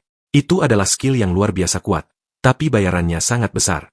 Dia melancarkan serangan kejutan, namun Yuki menangkisnya seketika. Yuki memperingatkannya lagi bahwa dia bisa melihat menembus gerakannya. Meski begitu, Karot menyadari sesuatu yang penting. Yuki sudah mendekati batas kemampuannya. Sekali lagi, Yuki menggunakan Blood Pedal Blade dengan gayanya sendiri. Karot bingung, mengapa dia melakukannya lagi padahal tubuhnya sudah nyaris tidak bisa bergerak? Yuki mengakuinya sendiri bahwa dia sudah tidak bisa bergerak lagi. Karena itulah, dia memanggil bantuan.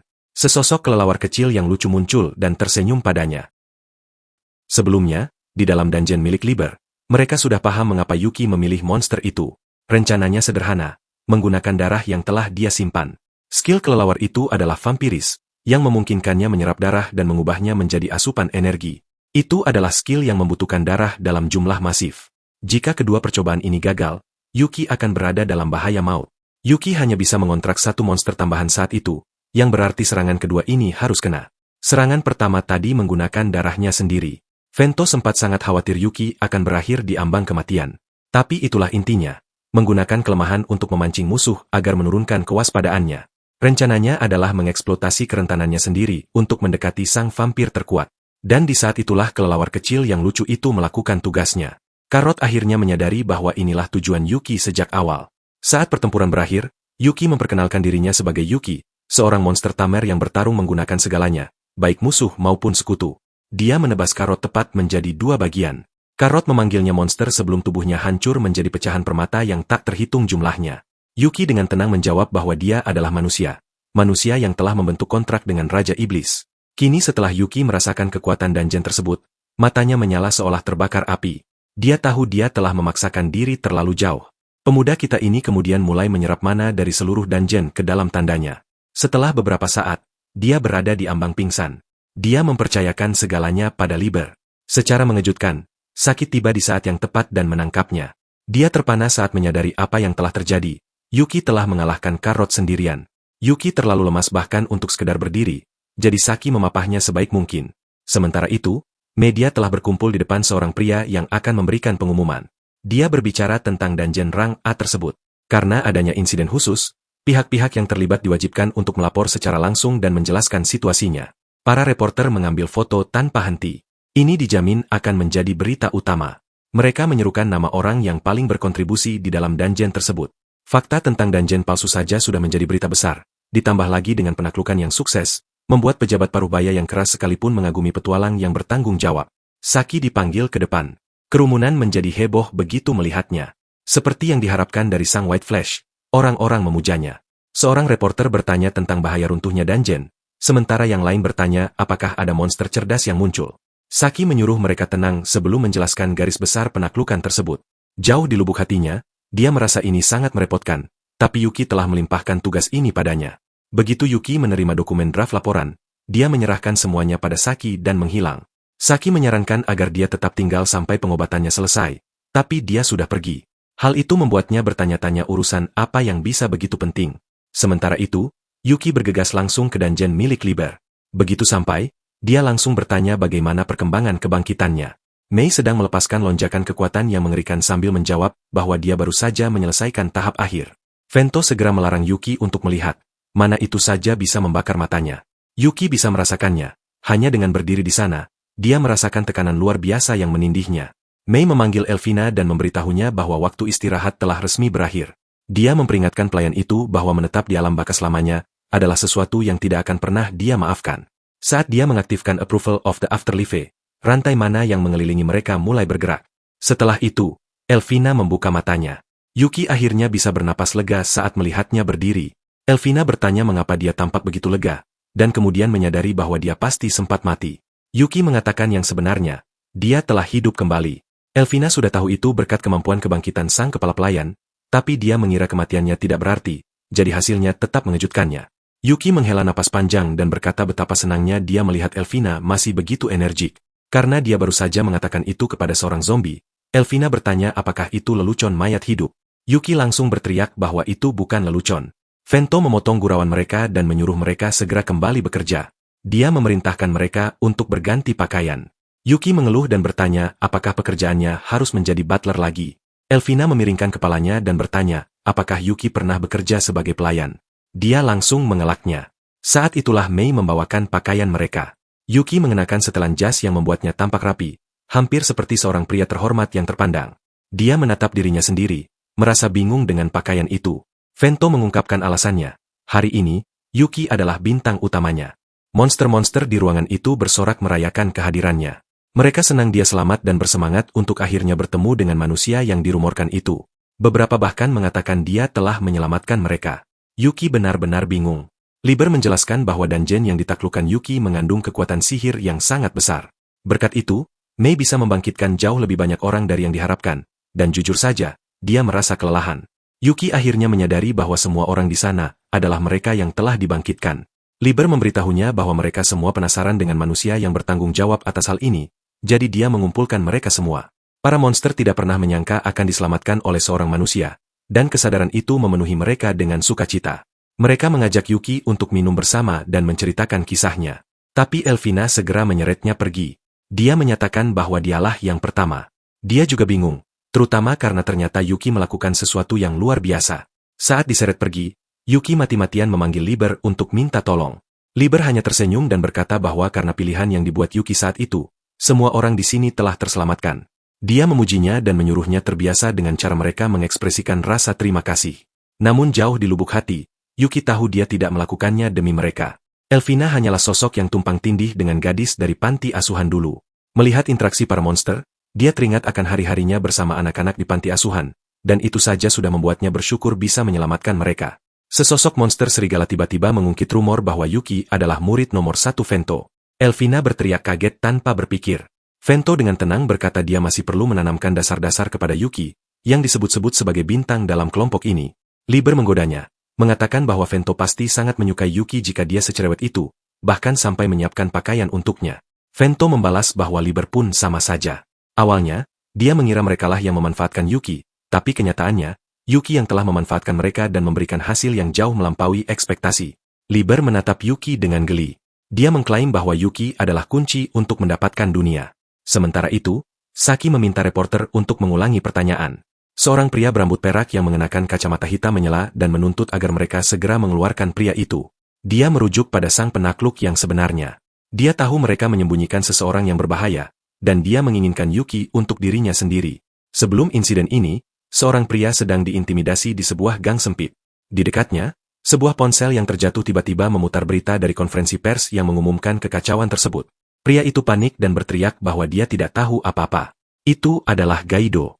Wajahnya memar saat dia berteriak bahwa Sakilah yang membawa orang itu. Pria berkacamata hitam di bawah langit malam itu berdecak lidah. Jalan buntu lagi. Dia mengeluh bahwa ada terlalu banyak orang berperingkat rendah dan itu mulai memuakkan. Tiba-tiba, Gaido mengingat nama Yuki dan keceplosan menyebutnya. Pria berkacamata hitam itu terdiam. Dia ingat pernah melihat poster tentang Yuki. Gaido mengira itu cukup untuk menyelamatkannya. Lagi pula, dia tidak ada hubungannya lagi dengan masalah ini. Tapi bagi pria itu, mulut yang ceroboh sangatlah berbahaya. Dia memberitahu Gaido untuk menyalahkan mulutnya sendiri, lalu mengaktifkan skillnya dan menghabisinya. Keesokan harinya, Yuki berjalan menyusuri kota sambil membawa bunga. Sudah agak lama sejak terakhir kali dia dikelilingi oleh sesama manusia.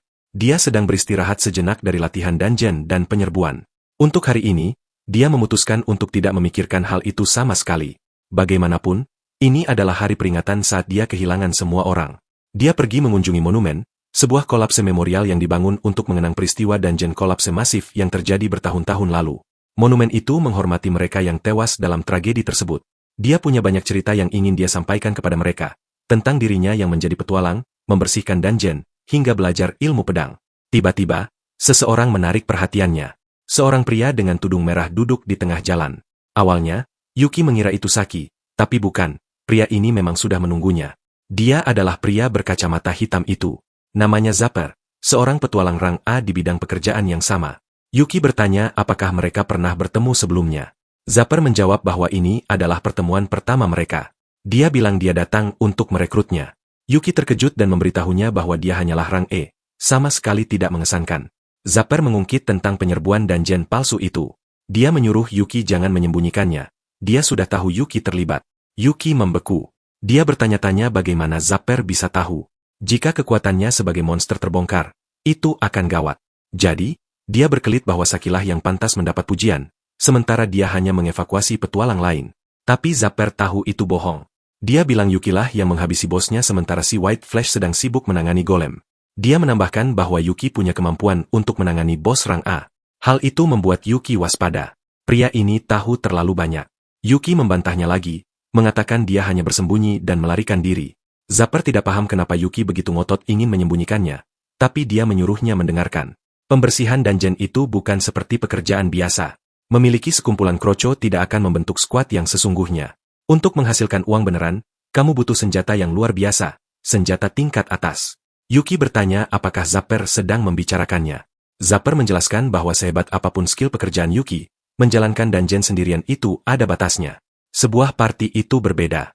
Memang jatahnya mungkin mengecil, tapi jumlah tempat yang bisa menghasilkan uang akan melonjak drastis. Jadi, Zapper mengajak Yuki untuk mencari duit bareng. Yuki berterima kasih atas tawaran itu, tapi dia menolak. Tujuannya bukan uang. Zapper menerima penolakan itu. Dia mengaku kalau dia memang tidak pandai bicara, jadi mau bagaimana lagi. Namun, dia tetap berencana untuk mengujinya, jadi sekarang dia ingin bertarung. Yuki shock saat Zapper melepaskan Fire Hammer. Api itu membakar bunga yang dibawa Yuki. Yuki terpana. Ada sihir di tengah kota begini. Zapper terkesan karena Yuki berhasil menghindar. Itu malah membuatnya semakin menginginkan Yuki. Yuki berteriak menyuruhnya berhenti, apalagi mereka sedang berdiri di tempat peristirahatan orang mati. Dia ingat bahwa menggunakan sihir di permukaan tanah itu ilegal. Tapi bagi Zapper, menolak tawarannya adalah kejahatan yang jauh lebih besar. Dia mengaktifkan Stonebind, menahan Yuki dan skillnya. Zapper berkata bahwa Yuki tampaknya berpengalaman melawan monster, tapi sama sekali tidak berpengalaman dalam PvP. Yuki mencoba menggunakan skill, tapi Zapper membungkam mulutnya untuk menghentikannya. Kemudian dia mengaktifkan Icebind, membekukan mulut Yuki hingga terkatup. Zapper menyadari bahwa Yuki sama sekali tidak seperti dirinya. Faktanya, mereka bertolak belakang. Yuki adalah orang yang terspesialisasi dalam pembersihan danjen. Justru itulah alasan kenapa dia menginginkannya. Dia mendorong Yuki ke tanah. Dia bilang dia akan mengikuti Yuki di setiap penyerbuan dan melakukan ini padanya berulang kali. Dia menyuruh Yuki menangis pada guild atau memanggil petualang rang S kalau mau. Tapi Zapper dikenal sebagai sang skill killer. Para petualang bukan tandingannya. Yuki memelototinya. Zapper meninggalkannya di sana sambil menunggu jawaban, lalu menghilang dalam jejak api. Sementara itu, Liber sedang bermain catur dengan tenang saat dia merasakan seseorang mencoba mencuri pionnya, dan itu membuatnya tidak senang. Mei menyembuhkan Yuki. Yuki berencana untuk tinggal di sana dulu untuk berjaga-jaga jika Zapper mencoba menerobos masuk. Dia perlu memikirkan langkah pencegahan. Vento bertanya kenapa dia tidak membawa pedangnya. Yuki menjelaskan bahwa ini hari liburnya dan membawa senjata di kota hanya akan memancing masalah. Di peringkatnya sekarang, diinterogasi polisi akan jadi mimpi buruk. Tapi dia mengakui, meskipun punya senjata, dia tetap akan kalah. Dia tidak tahu cara menghadapi sihir seperti itu. Liber mengingatkannya pada sesuatu yang penting. Dia adalah seorang monster tamer. Dia menyarankan untuk memanfaatkan monster-monster itu. Monster adalah pakar dalam hal sihir. Kemudian Liber memanggil seseorang. Dia adalah Mashinami, seorang elf. Dia bilang dia sedang di tengah-tengah penelitian. Tidak ada yang memahami sihir lebih baik darinya. Jadi Liber menyuruh Yuki belajar dari sang penyihir abis itu, meskipun dia jelas-jelas tidak mau. Di lantai milik Mashinami di dungeon milik Liber, Mashinami memberitahu Yuki bahwa dia tidak pernah akur dengan si kakek tua itu. Yuki menyadari bahwa dia tidak pernah sekalipun melihat wanita ini di pesta teh atau pesta dansa manapun. Hal itu langsung membuatnya kesal. Dia bilang dia tidak akan pernah menghadiri pesta yang diadakan oleh kelelawar antik itu. Katanya, si kelelawar itu selalu menceramahinya soal berusaha terlihat muda atau omong kosong semacamnya, padahal dia merasa masih di awal usia 30-an. Yuki dengan hati-hati menyelidiki lebih lanjut. Mashinami mengklarifikasi bahwa usianya sekitar 1000 tahun, kurang lebih begitulah. Skala yang cukup masif jika ditanya. Lalu dia dengan santai mengungkap bahwa usianya baru 1499 tahun. Tiba-tiba dia menyadari sesuatu yang lucu. Jika dia membuat murid Vento menjadi lebih kuat, si kakek tua itu pasti akan sangat membencinya. Lalu muridnya yang imut ini akan sangat menempel padanya sampai Vento hijau karena cemburu, dan akhirnya semacam cinta terlarang yang melampaui ikatan guru-murid akan bersemi. Yuki menyela dan bilang dia hanya ingin belajar sihir. Itu saja sudah cukup menarik baginya untuk setuju. Lagi pula, mengembangkan sihir membutuhkan simulasi. Dia membawanya ke dalam perpustakaan. Yuki terpana melihat ukurannya yang sangat besar. Dia bertanya apakah semua buku itu tentang sihir. Mashinami bilang itu bahkan belum ada setengahnya. Sebagian besar lantainya seluruhnya terdiri dari buku. Dari raut wajahnya, dia tahu kalau Yuki bahkan tidak mengerti apa itu sihir yang sebenarnya. Dia menggodanya dengan memanggilnya, murid nomor 1. Lalu dia mengajukan pertanyaan sederhana. Apa bedanya sihir dengan skill? Hal itu membuat Yuki terdiam dan berpikir. Mashinami menjawabnya sendiri. Skill adalah kemampuan individu. Sihir, di sisi lain, adalah kemampuan universal. Yuki sama sekali tidak mengerti apa maksudnya. Jadi, dia menjelaskan bahwa skill secara garis besar dikategorikan menjadi 3 jenis. Pertama, skill yang didapat melalui profesi seseorang. Kedua, skill yang dimiliki setiap ras secara alami. Terakhir, skill yang lahir dari sublimasi teknik yang telah dikuasai sepenuhnya. Masing-masing dari itu adalah jurus seperti Cheat, sesuatu yang hanya bisa dicapai melalui tubuh, teknik, dan bakat sendiri. Itulah sebabnya imitasi itu mustahil. Bahkan jika dua skill terlihat identik, mereka secara fundamental berbeda di intinya. Dia mencoba memancing ingatan Yuki dengan mengingatkan bahwa dia sudah pernah mengalaminya sendiri. Yuki ingat saat menggunakan Blood Pedal Blade, jadi dia menjawab bahwa dia sangat mengerti. Yang artinya, sihir pasti adalah kebalikannya. Mashinami tersenyum dan bilang dia benar. Tidak peduli siapa yang menggunakannya. Jika sihir yang sama dirapalkan dengan mana yang sama dan mantra yang sama, hasilnya akan selalu identik. Sebuah hukum universal, hukum absolut. Itulah sihir. Yuki mulai merasa bersemangat. Mashinami lalu mengajukan pertanyaan kedua. Kenapa banyak orang tidak menggunakan sihir? Yuki menebak mungkin karena persyaratannya yang ketat atau mengonsumsi mana dalam jumlah masif. Tapi jawaban sebenarnya jauh lebih sederhana. Sihir itu terlalu sulit. Dia bertanya apakah itu karena mengendalikan mana itu susah. Mashinami menggeleng dan bilang kalau merapalkan mantra saja sudah sulit. Sihir yang benar membutuhkan mantra sepanjang satu buku penuh, bahkan untuk sihir dasar sekalipun. Yuki bilang dia belum pernah melihat orang merapal selama itu. Biasanya skill hanya membutuhkan kata-kata seperti, panggil api, atau sejenisnya. Hal itu membawa ke pertanyaan ketiganya. Dia bertanya apakah Yuki tahu bagaimana cara mereka merapal mantra. Yuki memikirkannya, lalu menyarankan kalau mereka pasti menggunakan sesuatu untuk membantu mereka. Itu jawaban yang benar. Alat-alat seperti tongkat sihir bisa menggantikan sebagian mantra. Magic circle bisa dipahat. Beberapa mantra bisa diucapkan di dalam hati, yang lain sebagian dihilangkan. Yuki menyadari kalau itu bisa dimodifikasi. Mashinami menambahkan bahwa inilah keindahan sihir. Semakin banyak kamu belajar, semakin banyak kamu bisa berbuat curang. Sebagai contoh, dia dengan santai berkata, Call Fire Hammer, dan sebuah palu api yang berkobar terbentuk di tangannya. Dia menjelaskan tentang Incantation Breach, yaitu tindakan menyelesaikan perapalan mantra dan visualisasi sepenuhnya di dalam pikiran sebelum mengucapkannya. Ini adalah teknik dasar sihir. Namun, hasilnya bervariasi tergantung seberapa dalam seseorang memahami mantra aslinya. Ada yang memutarnya kembali sebagai teks, ada yang sebagai gambar, suara, atau kombinasi ketiganya. Hal ini berbeda-beda bagi setiap orang. Yuki akhirnya mengerti mengapa mantra yang terdengar sama tetap bisa menghasilkan efek yang berbeda. Setelah dia paham, wanita itu mendemonstrasikan hasilnya. Dia merapalkan invasion yang dikombinasikan dengan Fire Hammer. Yuki memperhatikan dengan saksama. Wanita itu memutar api di tangannya sambil menjelaskan bahwa sangat mungkin untuk hanya mempertahankan sebagian dari mantra asli sambil menjembatani celahnya dengan versi yang lengkap. Yuki akhirnya mengerti apa itu sihir yang sebenarnya, dan dia merasa sangat antusias. Untuk saat ini, dia hanya perlu menghafal mantra-mantranya. Wanita itu setuju, tapi memperingatkannya bahwa menghafal di luar kepala adalah batas kemampuannya. Sebuah mantra pada dasarnya adalah perintah bagi sihir. Jika dia tidak tahu kalimat mana yang mengeluarkan instruksi apa, dia tidak akan pernah bisa memodifikasi sihir atau menciptakan sihir baru. Yuki menyadari ini persis seperti belajar bahasa baru, padahal dia bahkan tidak jago bahasa Inggris. Wanita itu tertawa dan mengingatkannya bahwa manusia tidak punya waktu sebanyak dirinya, jadi dia harus bersyukur. Dengan itu, dia mengaktifkan sihirnya dan memanggil Lithin Library. Yuki hanya bisa melongo. Ruang di sekitarnya seketika berubah. Dia menjelaskan bahwa sihir ini memungkinkan seseorang untuk mengalami isi buku secara langsung. Mereka sekarang berada di dalam dunia buku berjudul Sihir Api yang bahkan bisa dimengerti oleh Slime. Sebuah buku yang dia tulis sendiri. Jika Yuki berhasil menyelesaikan dungeon virtual ini, dia akan menguasai isinya sepenuhnya. Yuki menyukai ide itu karena sesuai dengan kekuatannya. Saat itulah wanita itu menjatuhkan setumpuk buku lain ke arahnya. Dia menyuruh Yuki membaca semua atribut utama beserta variasi dasarnya. Yuki ragu dan bertanya apakah dia harus menyelesaikan semuanya.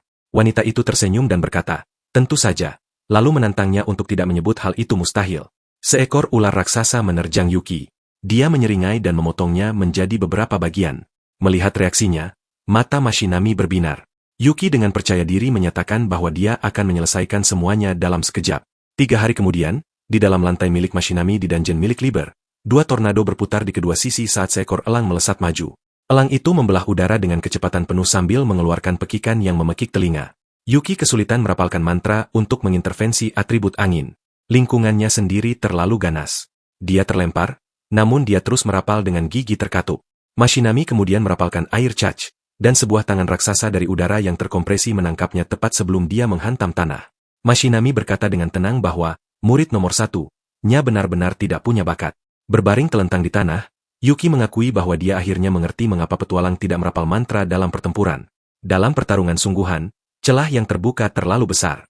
Wanita itu memberitahunya bahwa sihir pada awalnya tidak pernah dimaksudkan untuk pertempuran. Sihir dimaksudkan untuk menipu dunia dan menulis ulang sesuai keinginan penggunanya. Yuki menyebutkan elemen-elemen itu dengan suara keras. Api, tanah, air, es, petir. Setiap mantra seharusnya kuat. Dia merapalkan Stone Arrow. Proyektil itu melesat keluar lalu jatuh begitu saja tanpa guna. Matanya melebar saat dia mengeluh betapa konyolnya hal itu. Dia menyadari bahwa Incantation Breach kehilangan terlalu banyak kekuatan. Persis seperti yang dikatakan Mashinami, begitu ada langkah yang dilewati, perbedaan individu menjadi sangat jelas. Sebuah mantra adalah kalimat perintah yang menulis ulang dunia melalui mana. Ketika bagian-bagiannya dihilangkan, perintah itu sendiri menjadi tidak jelas. Wanita itu menyadari kelemahan terbesarnya. Yuki sangat buruk dalam mengisi celah dengan imajinasi. Apapun elemennya, begitu dia menggunakan Incantation Breach, hasilnya hampir nol. Dan jika dia menambahkan lebih banyak rapal mantra untuk memulihkan kekuatan, dia tidak akan pernah bisa mengejar Zapper. Dia tidak akan bisa bereaksi tepat waktu terhadap sihir Zapper. Sementara itu, Zapper selalu bisa membalasnya dengan sihir yang memiliki keuntungan elemen. Dia memberitahu Yuki bahwa itu adalah sesuatu yang akan terus dia hadapi. Misalnya, tanah tidak bisa menembus angin, dan dia bahkan belum mempelajari semua atribut. Tetap saja, dia memberinya harapan. Atribut berikutnya, angin, mungkin akan menjadi spesialisasinya. Dia menyuruh tangan udara untuk membawa Yuki pergi. Yuki kembali berlatih, berharap akhirnya dia menemukan elemen yang dia kuasai. Tapi dia tidak bisa tidak bertanya-tanya, apakah Zapper bahkan punya atribut yang buruk? Sementara itu, beberapa petualang telah mendirikan kemah jauh di dalam pegunungan. Zapper terkejut saat mengetahui bahwa Yuki telah memasuki sebuah dungeon rang S. Salah satu anak buahnya melaporkan bahwa mereka telah mencari kemana-mana, hanya untuk menyadari bahwa Yuki langsung masuk ke dungeon itu. Zapper mengingatnya dengan jelas, dungeon yang bahkan memaksa 2 parti rang S untuk mundur. Dia merasa itu lucu. Itu adalah tempat yang petualang biasa bahkan tidak berani dekati. Mereka bertanya apa yang harus dilakukan. Zapper menjawab bahwa itu tidak masalah, karena mereka juga akan masuk ke sana. Pria itu panik dan menolak. Mereka belum selesai membersihkan monster-monster di sana. Lebih penting lagi, itu berbahaya. Zapper setuju, itu memang berbahaya. Sebuah mulut raksasa dengan deretan gigi setajam silet tiba-tiba muncul di atas mereka, menggantung di udara dan membuat 2 sosok di bawahnya terlihat kerdil. Mereka syok. Seekor cacing raksasa telah muncul. Makhluk itu menerjang ke arah Zapper, siap menelannya bulat-bulat. Zapper bahkan tidak bergeming. Dia merapalkan Water Lunge, Ice Tusk, Stone Spear, Lightning Arrow, Storm Axe, dan Fire Hammer. Berbagai elemen meledak sekaligus dan menghantam cacing tersebut. Dia telah menghabisi terlalu banyak lagi. Dia tidak berharap banyak soal materialnya. Pria di sampingnya mematung karena syok melihat Zapper merapalkan mantra dari semua atribut. Tidak peduli berapa kali dia melihatnya, itu tetap sulit dipercaya. Sekarang dia benar-benar memahami kekuatan penyihir kelas atas rang A. Zapper berkata bahwa dungeon rang S memang berbahaya. Justru itulah sebabnya mereka harus segera mengejar sebelum Yuki pergi terlalu dalam sampai mereka tidak bisa menyentuhnya lagi. Pria itu menunjukkan kerusakan yang disebabkan oleh monster tadi. Beberapa anggota parti mereka telah tewas. Bagi Zapper, mereka hanyalah rang B yang bisa diganti, dan jika mereka habis, dia bisa merekrut lebih banyak lagi. Pria itu protes, mengatakan bahwa itu kejam, terutama ketika Zapper sebenarnya bisa menyelamatkan mereka dengan sihir. Tapi Zapper menolak membuang mana berharga untuk orang-orang seperti itu. Dia menghentakkan kakinya dan menyatakan bahwa jika dia harus menggunakan mana, itu adalah untuk menangkap Yuki, si orang spesial. Sementara itu, Mashinami memanggil murid nomor 1 dengan ekspresi bosan. Yuki tergeletak sprawlet di tanah, terlihat seolah jiwanya telah meninggalkan tubuhnya. Wanita itu memberitahunya dengan blak-blakan bahwa dia sama sekali tidak punya bakat untuk menjadi orang spesial. Yuki mengira sihir seharusnya bersifat universal, tapi pada akhirnya, dia tidak bisa melakukan Incantation Breach satu kali pun. Ini adalah pertama kalinya dia melihat seseorang gagal begitu total, bahkan dengan rapal mantra sebagian. Jika atribut utama saja tidak ada harapan, maka atribut minor menawarkan lebih sedikit janji, seperti atribut serangga. Yuki memang sudah mendapatkan pengetahuan, tapi dia tidak menyangka bakatnya akan seburuk ini. Yang bisa dia lakukan sekarang hanyalah bekerja dengan apa yang dia miliki. Wanita itu menyuruhnya untuk tidak sok tahu soal sihir. Yuki mencoba mengatakan sesuatu. Saat itulah dia mengungkapkan kebenarannya. Latihannya bahkan belum mencapai tahap pertama. Mereka bahkan belum mulai pemanasan. Dia dengan ceria menyatakan bahwa sihir ada agar siapapun bisa menulis ulang dunia. Untuk menghancurkan ketidakpuasan, ketidakadilan, bahkan akal sehat itu sendiri. Itulah sebabnya dia tidak akan pernah mengizinkan kata-kata seperti kompromi atau menyerah. Yuki bertanya bagaimana dia seharusnya melakukan itu. Wanita itu bilang itu sederhana. Yuki sudah melihatnya melakukan sesuatu yang serupa terhadap kakek tua itu. Yang harus dia lakukan adalah menciptakan sihir baru yang hanya bisa digunakan olehnya sendiri. Mashinami menyarankan agar Yuki menerapkan teori itu langsung ke sihir. Apa yang telah dia pelajari sejauh ini sudah lebih dari cukup. Di levelnya sekarang, dia sudah bisa mengajar pemula. Yuki terpana oleh realisasi itu. Bahkan jika dia buruk dalam menggunakan mantra yang sudah ada, dia bisa menciptakan satu yang dia kuasai. Itulah tepatnya maksud Mashinami. Daripada mengandalkan mantra panjang, dia akan memanipulasi mana secara langsung melalui emosi untuk membentuk kembali dunia, lalu menambahkan mantra kemudian jika diperlukan. Untuk sihir tempur, latihan adalah segalanya. Mulai sekarang, dia akan berlatih di bawah bimbingannya secara langsung. Saat dia berbicara, tiba-tiba kepalanya tersentak ke samping, membuat Yuki bertanya-tanya ada apa. Wanita itu mengaktifkan Aqua Vision dan melihat Zapper sedang melepaskan Firewave di lantai pertama dungeon. Zapper ternyata sedang mencari Yuki. Untuk memperluas jangkauan pencariannya, dia mengaktifkan Wind Surge. Mashinami memperlihatkan kejadian itu kepada Yuki melalui bola air yang melayang. Yuki terkejut. Zapper sudah ada di sini. Sepertinya pria itu membuntutinya. Bagi Mashinami, ini adalah kesempatan yang sempurna. Dia ingin Yuki menghadapinya hanya dengan sihir, tanpa pemanggilan monster. Dengan itu, dia mengaktifkan Shrine Drive. Itu adalah mantra yang sama dengan yang menteleportasi Yuki dan kelompoknya saat pertama kali memasuki dungeon. Sekarang dia paham bahwa itu adalah sihir teleportasi. Yuki bertanya-tanya apakah Liber sengaja memilih lantai milik Mashinami karena wanita itu bisa mengendalikan hal semacam ini. Zapper diteleportasi ke area yang sama. Begitu Zapper melihat Yuki, dia berasumsi bahwa Yuki selama ini menyembunyikan kekuatan aslinya. Dia menuntut penjelasan, tapi Yuki sempat lengah. Zapper langsung menyerang dengan Aqua Javelin. Yuki menghindar dan menghunus pedangnya. Zapper bilang tidak butuh penjelasan. Dia sudah bisa melihat kebenaran yang tertulis di wajah marah Yuki. Dia mencoba mengurung Yuki dengan Stone Jail, tapi Yuki menebas batu itu hingga hancur. Zapper berkata bahwa Yuki punya bakat sebagai pendekar pedang. Dia juga menyadari bahwa Yuki tidak bergeming sedikit pun saat mantra muncul. Namun Zapper segera mengaktifkan Moodbind. Yuki terkejut. Zapper melewati proses pembuatan lumpur dengan menggabungkan air dan tanah secara instan. Itu jauh lebih cepat daripada merapal mantra. Chanting. Yuki pun mulai merapal mantranya sendiri. Zapper tertawa. Mencoba menghentikan sihirnya adalah perbuatan sia-sia. Dia jauh lebih cepat. Dia melepaskan Windhammer. Yuki menerima hantaman itu telak. Zapper menyadari Yuki masih mengandalkan rapal mantra, sementara kemampuan sihirnya belum mumpuni. Yuki tahu dia tidak akan menang dalam adu rapal mantra, jadi dia memutuskan untuk menciptakan mantra baru. Dari tatapan mata Yuki saja, Zapper tahu dia sedang merencanakan sesuatu. Sihir adalah sebuah keajaiban, tindakan menulis ulang dunia. Ketika mana merespons kehendak seseorang, itulah alasan mengapa rapal mantra dan penjelasan itu ada. Saat seorang penyihir memahami prinsipnya sepenuhnya, mereka bisa membuang hal-hal yang tidak perlu dan akhirnya melepaskan rapal mantra itu sendiri. Yuki merasakan firasat buruk. Saat dia memperpendek jarak, dia memasang senyum dingin. Zapper terlambat menyadarinya. Yuki merencanakan serangan petir. Yuki pun terpental. Dia memahami sesuatu dengan jelas sekarang. Ada bentuk-bentuk sihir yang tidak dia kuasai karena keajaiban tidak pernah menjawabnya. Seberapapun dia berdoa, semua orang menghilang. Tak satu pun dari mereka kembali. Sebuah kekuatan masif melonjak ke arahnya, mendistorsi udara. Yuki bersiap saat musuh menerjang lurus ke arahnya. Serangan itu meledak. Pilar-pilar batu hancur. Puing-puing berhamburan kemana-mana. Zapper yakin dia telah mendaratkan serangan mematikan. Namun matanya melebar. Tidak ada siapa-siapa di sana. Yuki percaya keajaiban itu tidak ada. Tidak ada sihir semacam itu. Dia mengakuinya sendiri. Dia tidak mengerti sihir sama sekali. Tiba-tiba, dia mendengar Mashinami memanggil namanya. Bingung, dia bertanya dari mana asal suara itu. Wanita itu menjawab singkat. Itu sihir. Sihirku. Yuki bilang dia sedang kesulitan. Wanita itu memberi saran. Dia bilang bahwa dalam hal pengetahuan, Yuki sudah setingkat penyihir kelas 1. Itu berarti dia bisa mengubah apapun. Yang kurang darinya adalah memutuskan sihir apa yang dia inginkan. Dia menjelaskan bahwa setiap kali dia menggunakan sihir, pikirannya sederhana. Bukankah menyenangkan jika sihir seperti ini ada? Yuki perlu menuangkan emosi itu langsung ke dalam mana. Yuki tahu betul emosinya, dan emosi yang dia rasakan terhadap sihir adalah kemarahan. Begitu dia menerima hal itu, pilar tempatnya bersembunyi meledak. Medan perang berubah menjadi kekacauan di dunia yang tidak adil ini.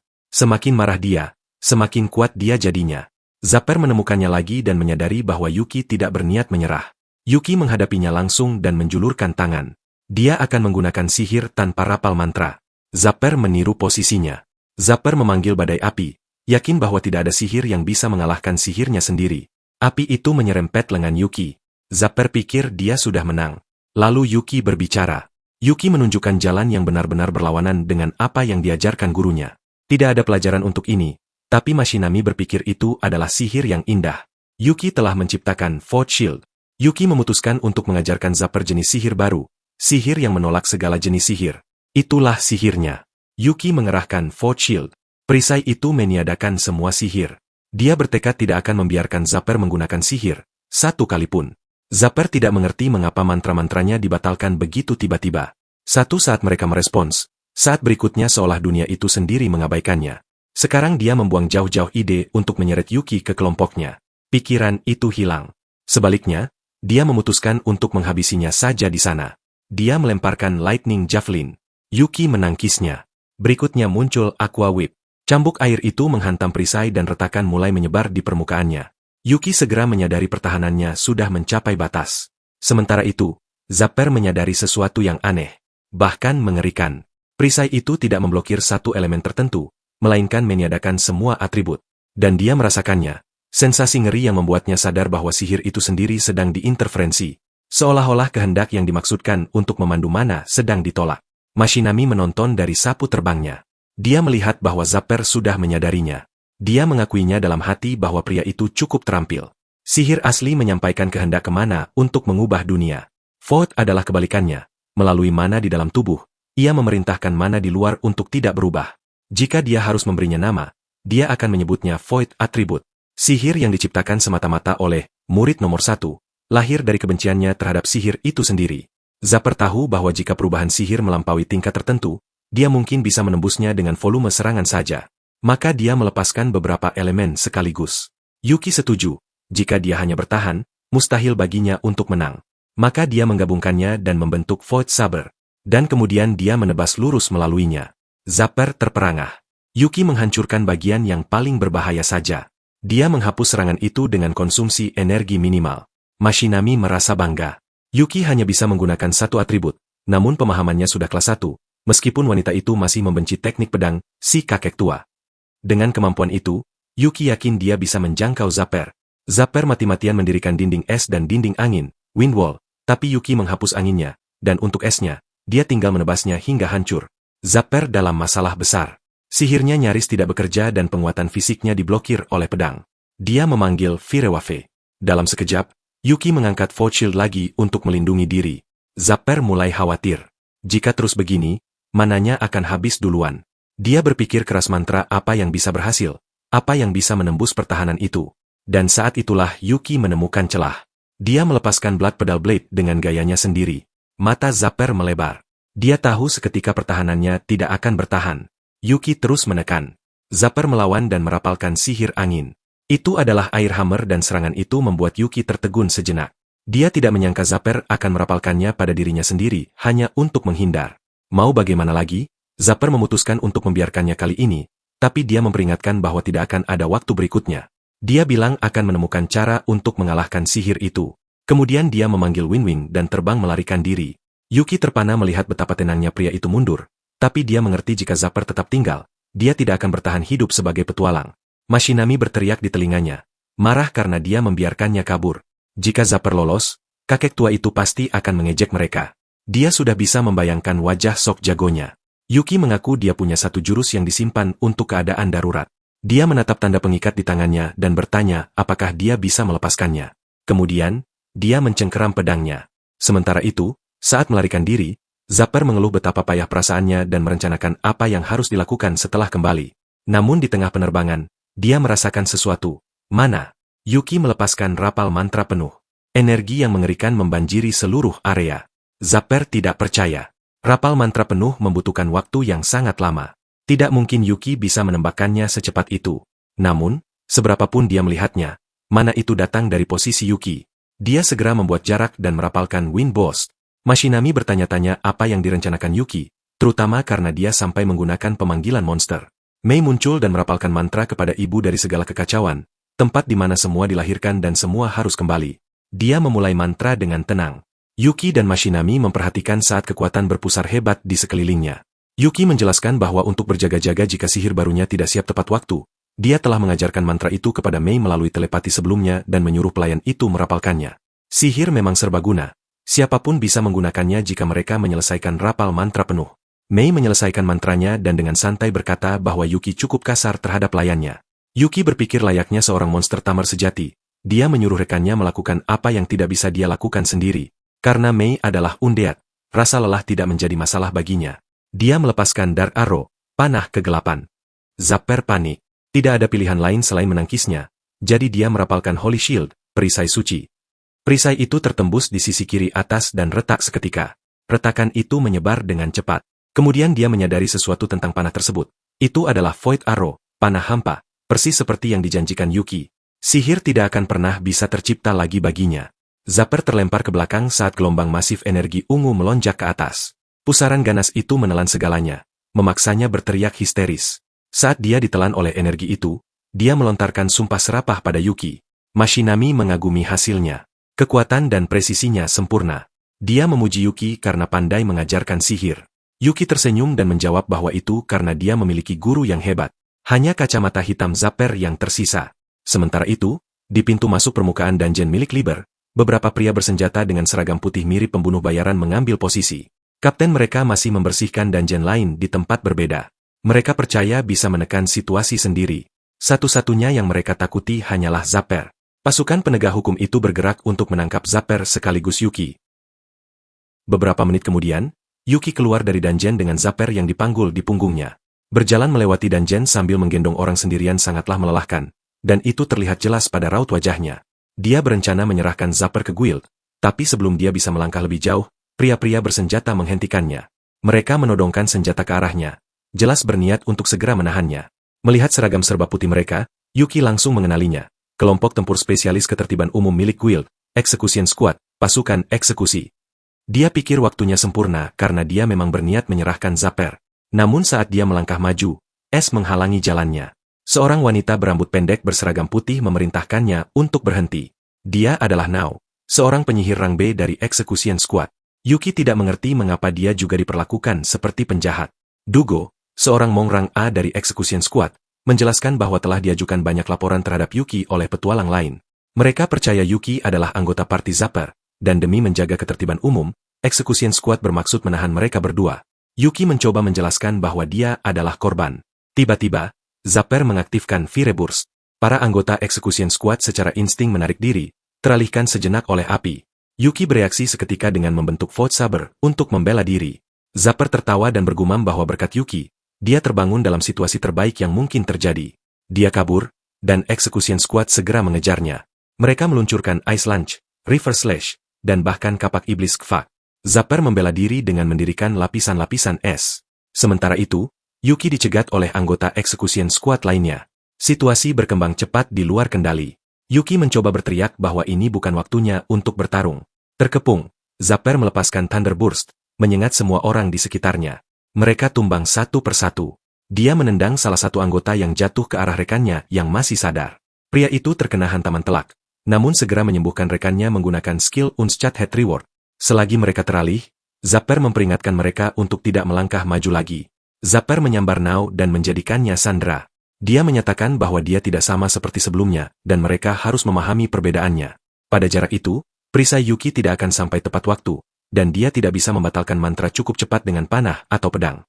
Dugo berdecak kesal. Bosan dengan taktik pengecut itu, dia memutuskan untuk menanganinya sendiri. Dia memerintahkan 2 penjaga untuk tetap mengawasi Yuki. Yuki tidak bisa menyerang sembarangan karena ada sandera. Jika Execution Squad berkoordinasi dengan benar, masih ada peluang. Tapi Zapper mencibir bahwa akan lebih mudah untuk membantai semua orang saja. Melindungi orang lain sangatlah merepotkan. Melihat jumlah dan kompleksitas lingkaran sihir yang terbentuk, Yuki tahu itu adalah sihir skala besar. Pada tingkat itu, dia tidak akan bisa melindungi semua orang. Dia menyuruh mereka bersembunyi di balik bayangan sihirnya. Namun tiba-tiba, seorang wanita berambut perak muncul dan dengan tenang mengatakan bahwa itu tidak perlu. Dia mengaktifkan skillnya, Eye of Fair Play, lalu bertanya pada Zapper apakah hanya itu sisa mana yang dia miliki. Yuki langsung mengenalinya. Dia adalah Kapten Execution Squad sekaligus petualang rang S yang dikenal sebagai buku aturan hidup milik Guild. Ena Ginki, seorang paladin rang S. Dia mengaktifkan skillnya, Sparrow Bay Dragon. Zapper terhantam seketika dan pegangannya pada Now terlepas. Itu adalah teknik yang mengerikan. Teknik yang menghasilkan dampak hantaman bahkan sebelum serangan itu sendiri terlihat diluncurkan. Dengan tenang dia memarahi Zapper karena menuangkan semua mananya hanya ke dalam serangan. Zapper tidak menyangka Ena Ginki akan muncul. Karena panik, dia merapalkan Stone Bean. Ena Ginki menyuruh Yuki menggunakan sihirnya. Yuki terkejut wanita itu tahu tentang kemampuannya, tapi tidak ada waktu untuk memikirkan itu. Yuki memanggil Void Sabernya. Zapper buru-buru memasang berlapis-lapis penghalang elemen. Dia melepaskan Ramitaki Arrow Rain, menutupi langit dengan panah yang tak terhitung jumlahnya. Ena Ginki segera menyadari niatnya. Pria itu menargetkan seluruh anggota pasukannya. Dia mengaktifkan Scatter Arrow Divert, sebuah skill yang mengubah target suatu objek. Tujuan panah-panah itu ditukar ke arah Yuki. Yuki seketika mengangkat Void Shield-nya saat panah menghujani dirinya. Ena Ginki tahu dia akan mampu memblokirnya. Namun tetap saja dia merasa penasaran dengan pemuda itu. Kemudian dia muncul di belakang Zapper. Dia mengayunkan senjatanya dan mengaktifkan Great Neanata. Zapper menerima hantaman itu telak. Skakmat. Pasukan segera merangsek masuk untuk mengamankannya. Ena Ginki berkata bahwa Zapper memiliki mana yang jauh lebih sedikit dari yang dia duga, yang menandakan dia baru saja melewati pertempuran hebat. Setelah itu, dia berterima kasih kepada Yuki atas kerjasamanya. Berkat sihirnya, situasi dapat diselesaikan dengan cepat. Yuki bertanya bagaimana dia tahu tentang sihirnya. Wanita itu menjelaskan bahwa Eye of Fair Play memungkinkan dia untuk mengintip status orang lain. Dia bilang itu mirip dengan Demon Eye of Truth milik Yuki. Sekarang masuk akal bagaimana dia tahu tentang kemampuannya sekaligus sisa mana milik Zapper. Dugo melaporkan bahwa Zapper telah ditahan sepenuhnya dan mereka yang terluka telah diobati. Kemudian Ena Ginki berbalik ke arah Yuki. Sang kapten menyatakan bahwa kecurigaan yang menyelimuti Yuki telah dibersihkan. Yuki bahkan telah membantu proses penangkapan tersebut.